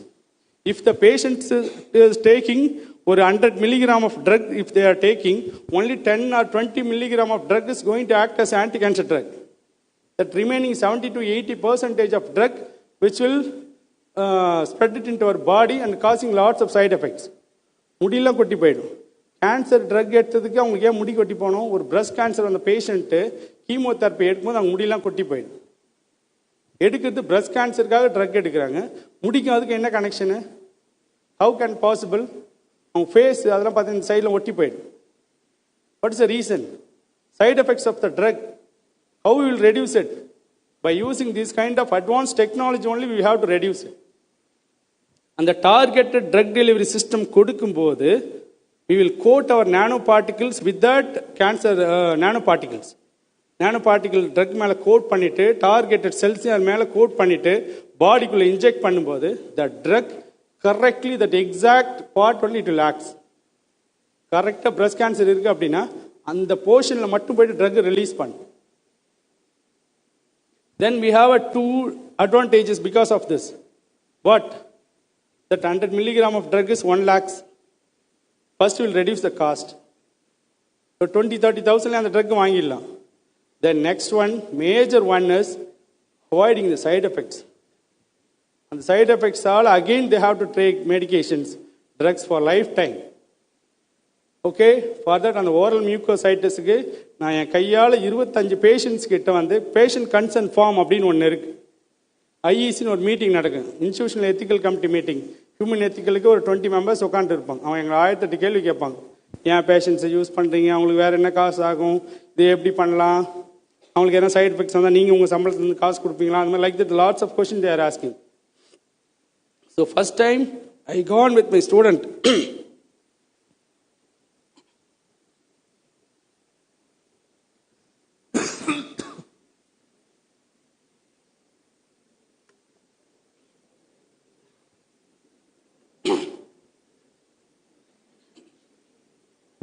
First time நான் என்னோட ஸ்டூடெண்ட்டோட பேஷண்ட்ஸை meet பண்ண போகிறேன். எல்லாமே cancer patients for especially sir oral mucositis. அவங்களால பேச முடியல. Just we have to explain to the patients. தமிழ்நாட்டு பேஷண்ட் அப்படின்னா அவங்களுக்கு தமிழில் நான் எக்ஸ்பிளைன் பண்ணணும், ரெக்கார்ட் பண்ணணும். இந்த மாதிரி ஒரு நேனோன்னு சொல்லி ஒரு டெக்னாலஜி நாங்கள் ட்ரக் டெவலப் பண்ணியிருக்கோம், உங்களுக்கு கொடுக்கலான்னு இருக்கோம், உங்களுக்கு ஓகேவா அப்படின்னா எந்த வார்த்தையும் சொல்லாமல் சைன் பண்ணுங்க. 25 பேரில் 20 பேர் வந்து just they signed. 5 members only they ask. அவங்களாம் கொஞ்சம் சார் இது இப்படி இருக்குமா, அப்படி இருக்குமா, கசக்குமா, வேறு என்ன தலைவலி அந்த மாதிரி வருமா அப்படின்னு சொல்லிட்டு. Then we have conducted one more meeting with the patients. என்னங்க புதுசாக ஒரு ட்ரக் டெவலப் பண்ணுறாங்க, அப்படியே கொடுக்குறேன்னு சொல்கிறாங்க, நீ எப்படி ஒத்துக்கிறீங்க அப்படின்னு கேட்டால் that patients mostly they are using paan, gutka, இந்த மாதிரி இந்த அது பேர் என்ன, பான் பராக்கு, அப்புறம் அந்த புகையில, இதெல்லாம் வந்து வாயில் அப்படியே வச்சு யூஸ் பண்ணுறாங்க. தே ஆர் டெல்லிங் உலகத்திலே வந்து நாங்கள் அனுபவிக்காத கஷ்டமே கிடையாது சார். ஏன்னா சாப்பிட முடியாமல் இருக்குது தான் மிகப்பெரிய கஷ்டம். Whatever the cancer, whatever the disease it may be, if you are able to take some drugs that will be okay. அவங்களால ட்ரக் எடுக்கிறதுக்காச்சும் முடியுது. ட்ரக்கு கூட எடுக்க முடியாத ஒரு கண்டிஷன் வந்து that oral cancer related disease. அதனால தான் வந்து ஆஸ் அ ஸ்டூடெண்ட்டாக you have to do one thing. இந்த கான்ஃபரன்ஸால் நீங்கள் ஒரு விஷயம் பண்ண முடியும் அப்படின்னா, just who are your relations, friends who are using paan or gutka, just you can advise them continuously. ஃபோட்டோலாம் எடுத்து காட்டுங்க, இப்படி தான் ஆகிடும் வாய், எதுவுமே வந்து பண்ண முடியாது. Like that some less number of patients are some other reasons also there, but majorly this reason that patients ஒருத்தரால் பேசவே முடியல, அவர் கண்ணு தண்ணி மட்டும்தான் வருது. அவர் பொண்ணு வந்து பக்கத்தில் உட்காந்து அவர் கிட்ட போயிட்டு கேட்டுட்டு எங்களுக்கு சொல்கிறாங்க, சார் இதுக்கு மேலெல்லாம் வந்து வாழ்க்கையில் கஷ்டம்லாம் அனுபவிக்க முடியாது, நீங்கள் என்னாலும் ஒரு மருந்து கொடுங்க, என் பொண்ணு கல்யாணம் மட்டும் பார்த்துட்டு நான் செத்து போயிடுறேன், எந்த ட்ரக் வேணாலும் கொடுங்க, நீங்கள் என்ன வேணாலும் தடவுங்க, என்ன வேணாலும் பண்ணுங்க, நாங்கள் அதை ஏற்றுக்கு தயாராக இருக்குன்னு அவங்க அந்த பொண்ணுக்கிட்ட சொல்கிறாரு. Like that conditions for that and all the targeted drug delivery system is என்ன, அது வந்து ஒரு பெரிய வரம். Who will develop this? Today also one student presented copper oxide nanoparticle by using some plant extract. That copper oxide nanoparticle coated drugs and all, we will use it for many cancer activities. We have to develop, we have the chance to develop that kind of drugs. Next. That is the main applications. And then next to that nanotechnology is having a vast different kinds of applications with all the field. Nano electronics, nano food, nano pharmaceutics, nano medicine, now nano in agricultural technology. See, nanotechnology already I said just to reduce the size and increase the activity. Because of then one presentation also I have seen pesticide they are using. The pesticide மரத்து மேல use பண்றதால அது வந்து மரத்து வேர்ல observe பண்ணி that will cause some அதிலிருந்து produce ஆகிற food அதெல்லாம் வந்து fruits vegetables and all may cause some cancer effects also. For that we have to reduce by using nanotechnology, we'll use it for the development of stress mitigation, that agrochemicals, plant growth, genetic engineering, that preservation and yield and quality, we'll use the nanoparticle based system. Next. We will finish it as soon as possible. That is some nanotechnology for sustainable agriculture. Nano tools used for the precision breeding, then monitoring, analyzing soil, water contaminants. You know that water and all contains normally that fruits. Last year, that European countries stopped that mango fruits. Mango fruits வந்து நம்ம ஏற்றுமதி பண்றது stop பண்ணிட்டாங்க some countries because of the presence of pesticides in the outer layer of the fruits, because they are all very conscious. Then European countries, American countries are very, very conscious on health based products. See, for example, இப்போ US போன நம்ம சயின்டிஸ்ட்லாம் இருக்கார், அவருக்குலாம் தெரியும், நீங்கள் பேக்கில் 10 paracetamol tablet எடுத்துகிட்டு போனீங்க அப்படின்னா உங்ககிட்ட வாங்கிப்பாங்க. 100 பேராசிட்டமால் டேப்லெட் எடுத்துகிட்டு போனீங்க அப்படின்னா உங்களை ஜெயிலில் போடுவாங்க. பேராசிட்டமால் டேப்லெட் நம்ம எடுத்துகிட்டு போக முடியாது. நீங்கள் வந்து யூஎஸ்லேயோ இல்லை யூகேலேயோ எங்கன்னா போயிட்டு ஒரு ஹாஸ்பிட்டலில் மெடிக்கல் ப்ரிஸ்கிரிப்ஷன் இல்லாமல் ஒரே ஒரு டேப்லெட் வாங்க முடியாது. But in India, that was very worst condition in the health sectors. Okay, for that, because of that only, lots of diseases developed. Not drugs, diseases have developed a lot. Because of without prescription, whatever the drug we are using, in future it will become a resistance to human beings. ஒரு நார்மலாக வந்து இன்னைக்கு வந்து நான் use பண்ணுற ஏதோ ஒரு drug ஒரு பாக்டீரியாவை கில் பண்ணுது அப்படின்னா 10 years கழிச்சு அந்த பாக்டீரியா அந்த ட்ரக்கை கில் பண்ணாது, because of increased resistance. So for that and all we have the remedy in the nanotechnology based developments. Next. Then nanotechnology used in the environment, already I said some energy based products, the antimicrobials, absorption, dye degradation, heavy metal degradation, we will use nanoparticles. Because of the development of industries, lots of pollutants are there in our water, food or anything. That will reduce by using nanotechnology. Next. Then nanotechnology is having some disadvantages also. Some on the threats for environment, that microparticles, we know that always what we will think, நம்மளை 100 அடி அடிக்கிறவங்களோடையும் 10 அடி அடிக்கிறவங்க பரவாயில்லன்னு நினைப்போம். But 10 அடி அடிக்கிறதும் தப்பு தான். But it will be very difficult because we are in the chemical world. It is very difficult to eradicate any drugs or chemical drugs from the society. It's it possible? Very very difficult. இன்னும் நம்ம வந்து ஹாஸ்பிட்டல்லேருந்து prescription வாங்காமல் medicine விற்கலாம் அப்படின்ற டிசிஷனே நம்ம கவர்மெண்ட்டால் எடுக்க முடியாது இன்னைக்கு இருக்கிற condition. Okay, they have all the powers, all the things they have, but it is very difficult to stop the medicine supply without prescription. Even though task market நம்மளால க்ளோஸ் பண்ண முடியாது, அதுக்கே 1008 politics. So, but come to the scientific point. So that as nanotechnology also having some ethical issues are there that we have to develop. Next. Then developing drugs by using nanotechnology or whatever the technology, it is very difficult. It will take lots of time. So in that, if we are choosing plants, that will be 5 to 10,000 compounds. Then from the preclinical 250, clinical trials 5. Already I said I have a 60 patent. But in that, 3 only granted. In that, 20 only in the clinical trial.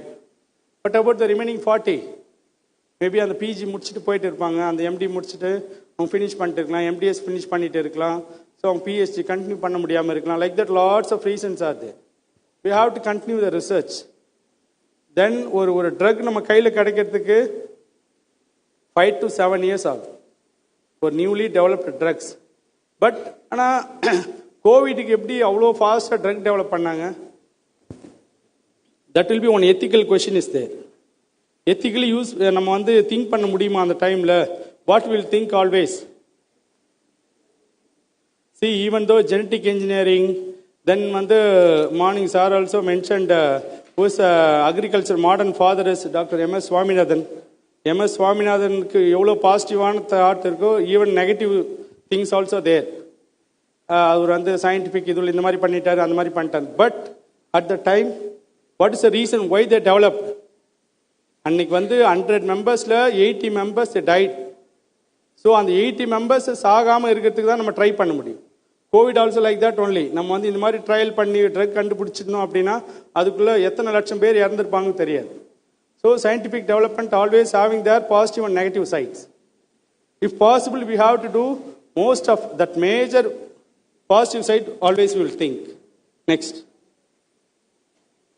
Then in my lab, we are developing nano-based drugs, nanoparticle-based product development, and we are doing zebrafish studies and all.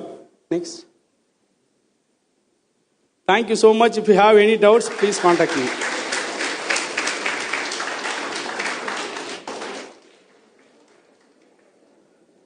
Already time up, so I'll finish the session. If you have any doubts, just you can WhatsApp me. If you are interested to do PhD, just you can contact me. என்ன free ஆயிட்டீங்களா எல்லாம்?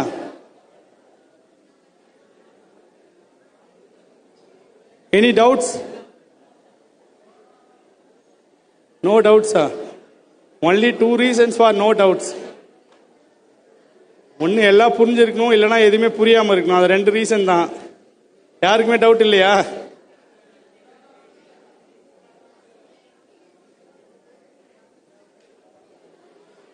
Thank you so much.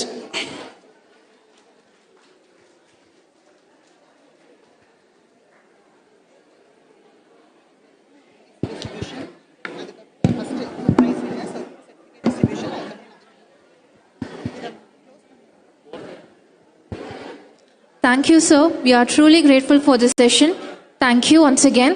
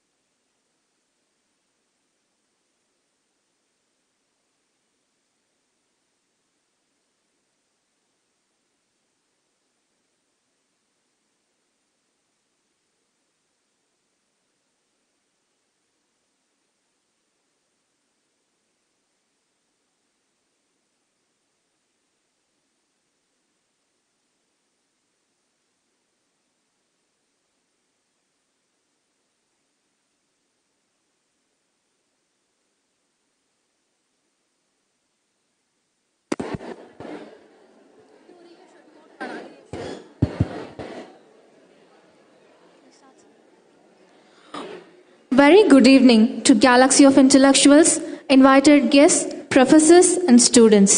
It is a matter of immense pride to stand here before all of you this evening. On behalf of the institution, we are delighted to offer a gracious welcome to all of you on this valedictory function.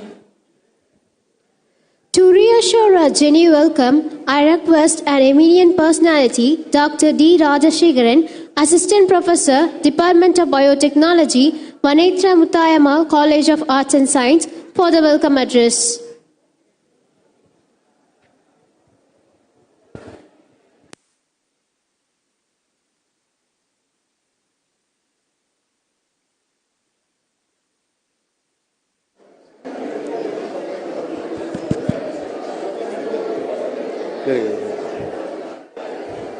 So good afternoon, one and all present here who have gathered in the event of impact on chemical mutation in agriculture. Before I formally begin, I place on my professional gratitude to the management for motivating to us to the national seminar Impact on Chemical Mutation in Agriculture in a grand manner. It is a great pleasure and privilege for me to tender the hearty welcome to our Honorable, the Academic Directors, Dr. R. Sellokumaran sir, who is primarily known for the philosophic attitude. Welcome you, sir. I have great pleasure in welcoming our today's chief guest, Dr. N. Sendilnathan, Professor and Head, Department of Environmental Science, Munnar Sundarnath University. Welcome you, sir.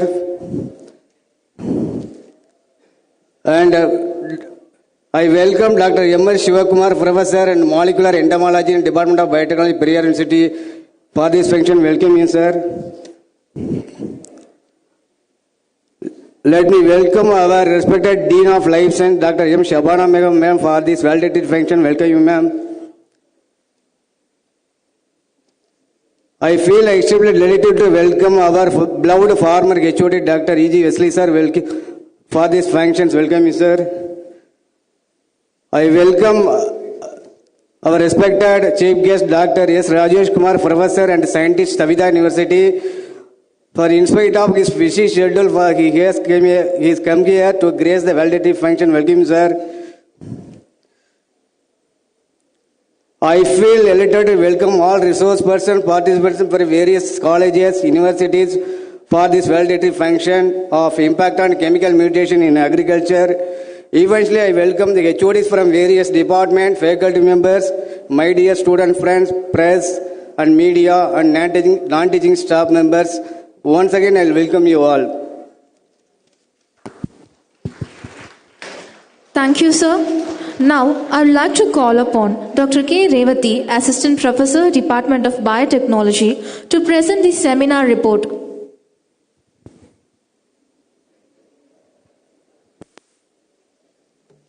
Conference report, National Level Seminar on the Impact of Chemical Mutation in Agriculture.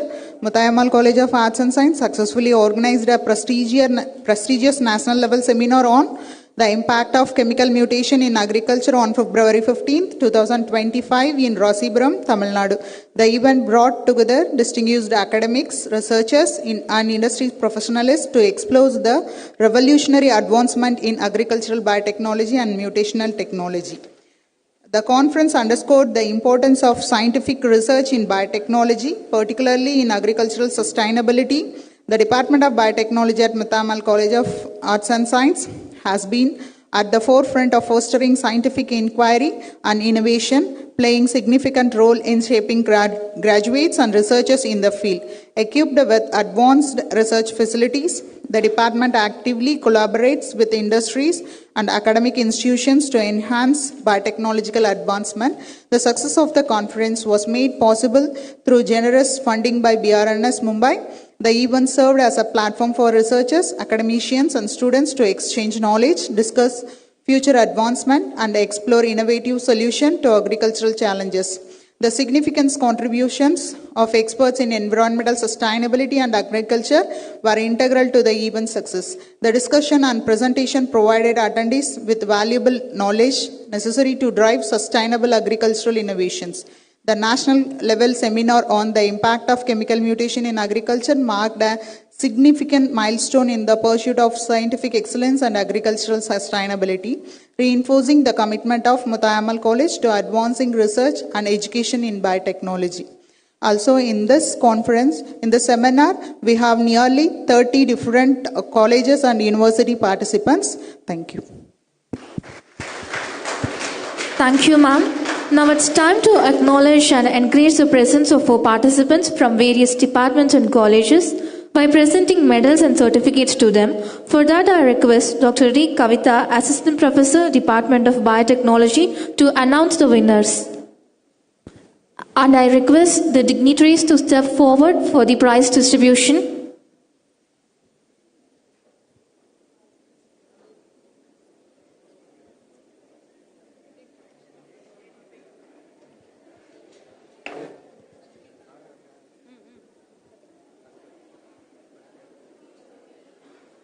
Oral presentation. First prize goes to Ms. S. Josika from Periyar University.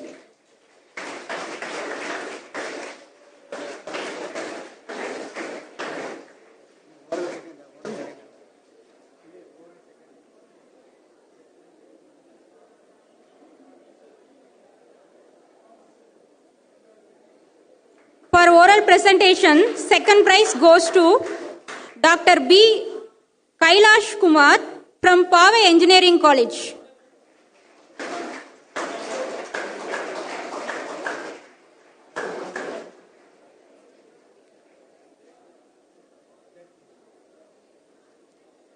Third prize goes to Jayashree Anandan from Savita Medical College, Chennai.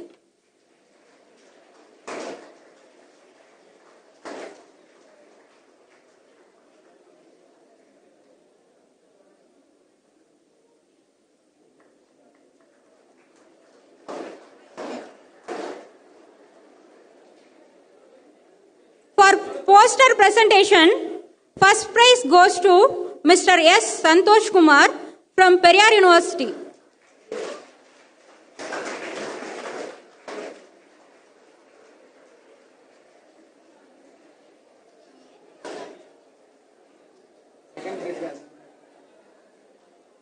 Second prize goes to Ms. V. Sridevi from Sona College of Arts and Science.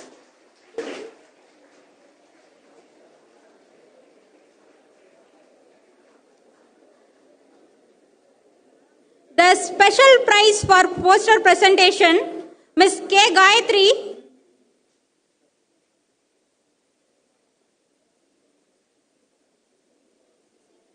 from Salem Saudeshwari Women's College.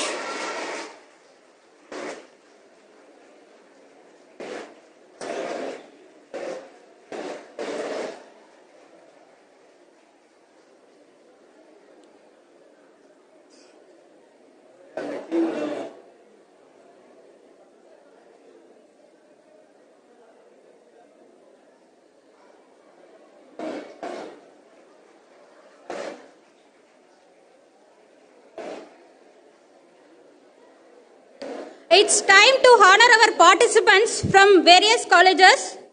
First, I call upon Dr. S. Deepan and team from Vivekananda Arts and Science College for Women, Sagagiri campus. Any 2 representatives can come and collect your certificates.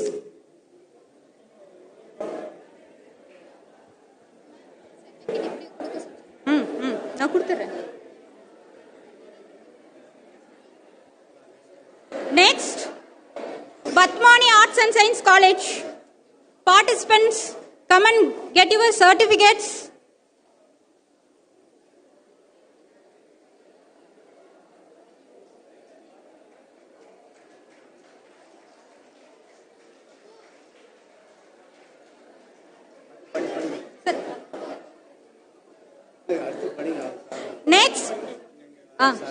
Next, KSR Rangasamy College of Arts and Science.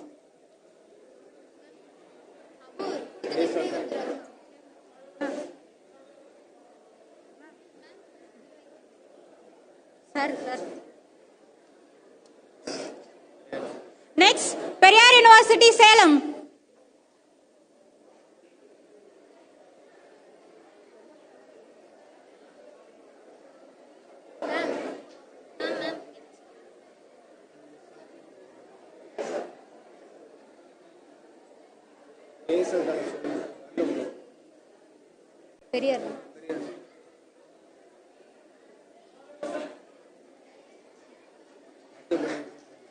Next, Karanya Institute of Technology and Science.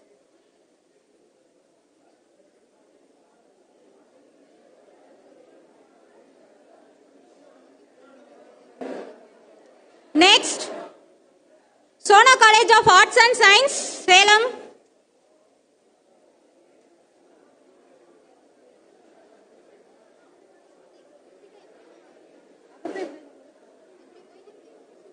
Salem Saudeshwari College.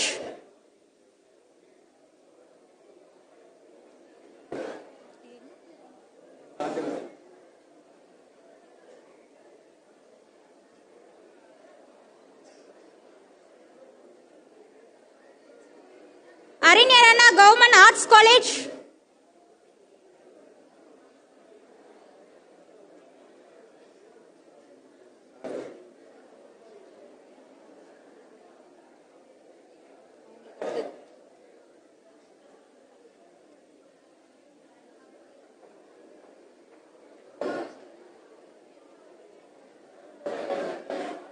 AVS Arts and Science College.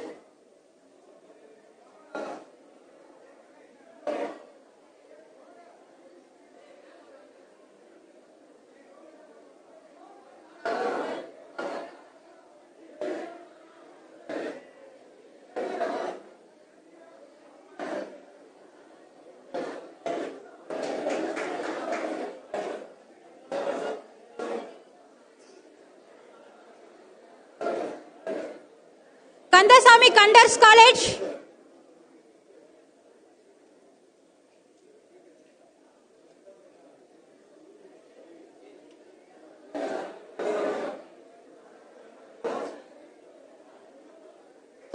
Sri Shakti Kailash Women's College.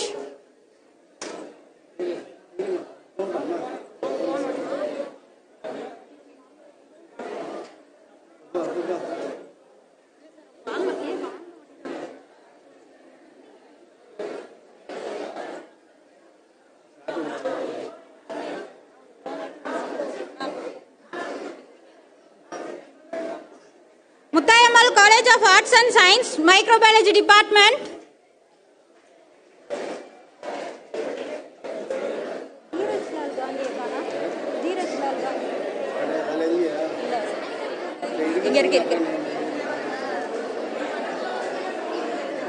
Zoology Department, MUTHYAMMAL College of Arts and Science.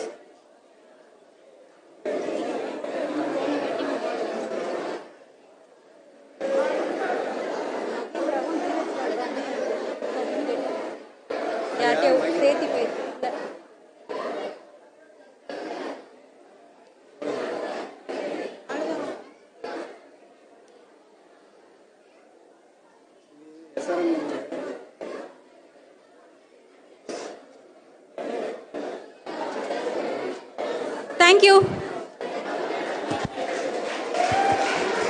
Thank you, dignitaries, and congratulations to all the participants and winners. Gratitude is the fairest blossom which springs from the soul. As we come closer to our valedictory function, I invite Dr. D. Kavita, Assistant Professor, Department of Biotechnology, to propose the vote of thanks.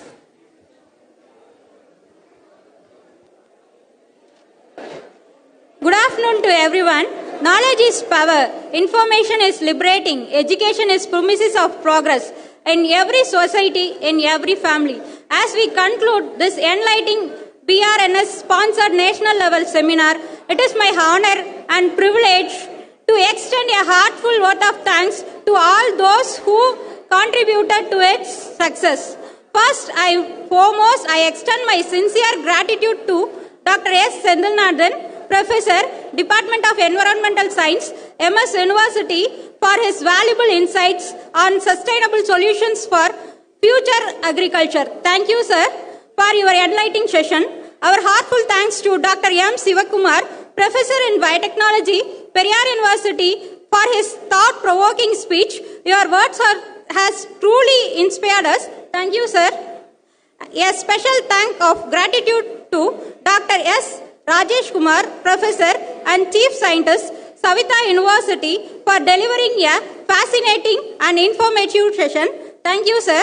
We express our deep appreciation to the management of Vanetra MUTHYAMMAL institutions for their unwavering support and encouragement in making the seminar possible. A special thanks to Dr. R. Selvakumaran, Director Academics, Vanetra MUTHYAMMAL institutions, for their unwavering support and encouragement in making this seminar a grand success. Thank you, sir. A special thanks to Dr. E.G. Wesley, Associate Professor, Department of Botany, Arinirana Government Arts College, for his encouragement. Thank you, sir. We also extend our heartfelt thanks to Dr. M. Shabana Begum, Dean of Life Sciences, MUTHYAMMAL College of Arts and Science, Autonomous, for her dedicated leadership and support. Thank you, madam. A heartfelt thanks to Dr. P. Selvamalishwaran, Head of Department, Biotechnology, for his vision, guidance, and continuous encouragement to making this event successful. Thank you, sir. We appreciate the presence of all the department heads of our college and coordinators who graced this session. Thank you for your support and encouragement. To our dedicated organization secretary and faculty members, both from our department and other departments, your hard work and continuous support have been instrumental in the success of this seminar. Thank you all. A big thank you to all the participants from other colleges, staff members and students for your enthusiastic participation. Your presence has enriched this seminar. Thank you all. Our special gratitude to the press and media, YouTube live service team, audio and video service team and non-teaching staff members for their behind the scenes efforts and ensured the smooth execution of this seminar. Thank you all. The people who are crazy enough to think they can change the world are the ones who do it together. As one team, we have taken the step to making your lasting impact. I thank our department volunteers and students. Your dedication and contribution have been tremendous. As a team, we have taken a step towards success. Thank you for your hard work and commitment. Last, I extend my deepest gratitude to Almighty for guiding us in successfully conducting this seminar. As we move forward, let us carry the knowledge gained today and strive for greater success together. Thank you all and have a wonderful and great day ahead. Thank you. Thank you, ma'am. Once again, thank you all.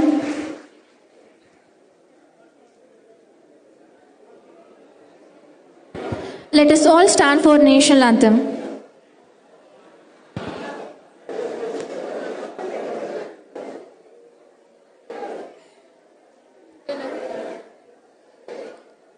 जनगण मन अधिनायक जय गे भारत भाग्य विदाता पंजाब सिंध गुजरात मराठा द्राविड़ उत्कल बंगा विंध्य हिमाचल यमुना गंगा उच्चल जलति तरंगा तब शुभ नामे जाहे तब शुभ आशीष मागे कागे दबसय कादा जनगण मंगलदायक जय गे भारत भाग्य विदाता जय हे जय हे जय हे जय जय जय जय हे.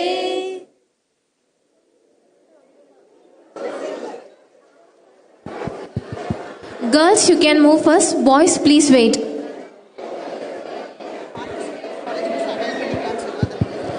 Other college participants can avail the college bus. Other college participants can also use the college bus.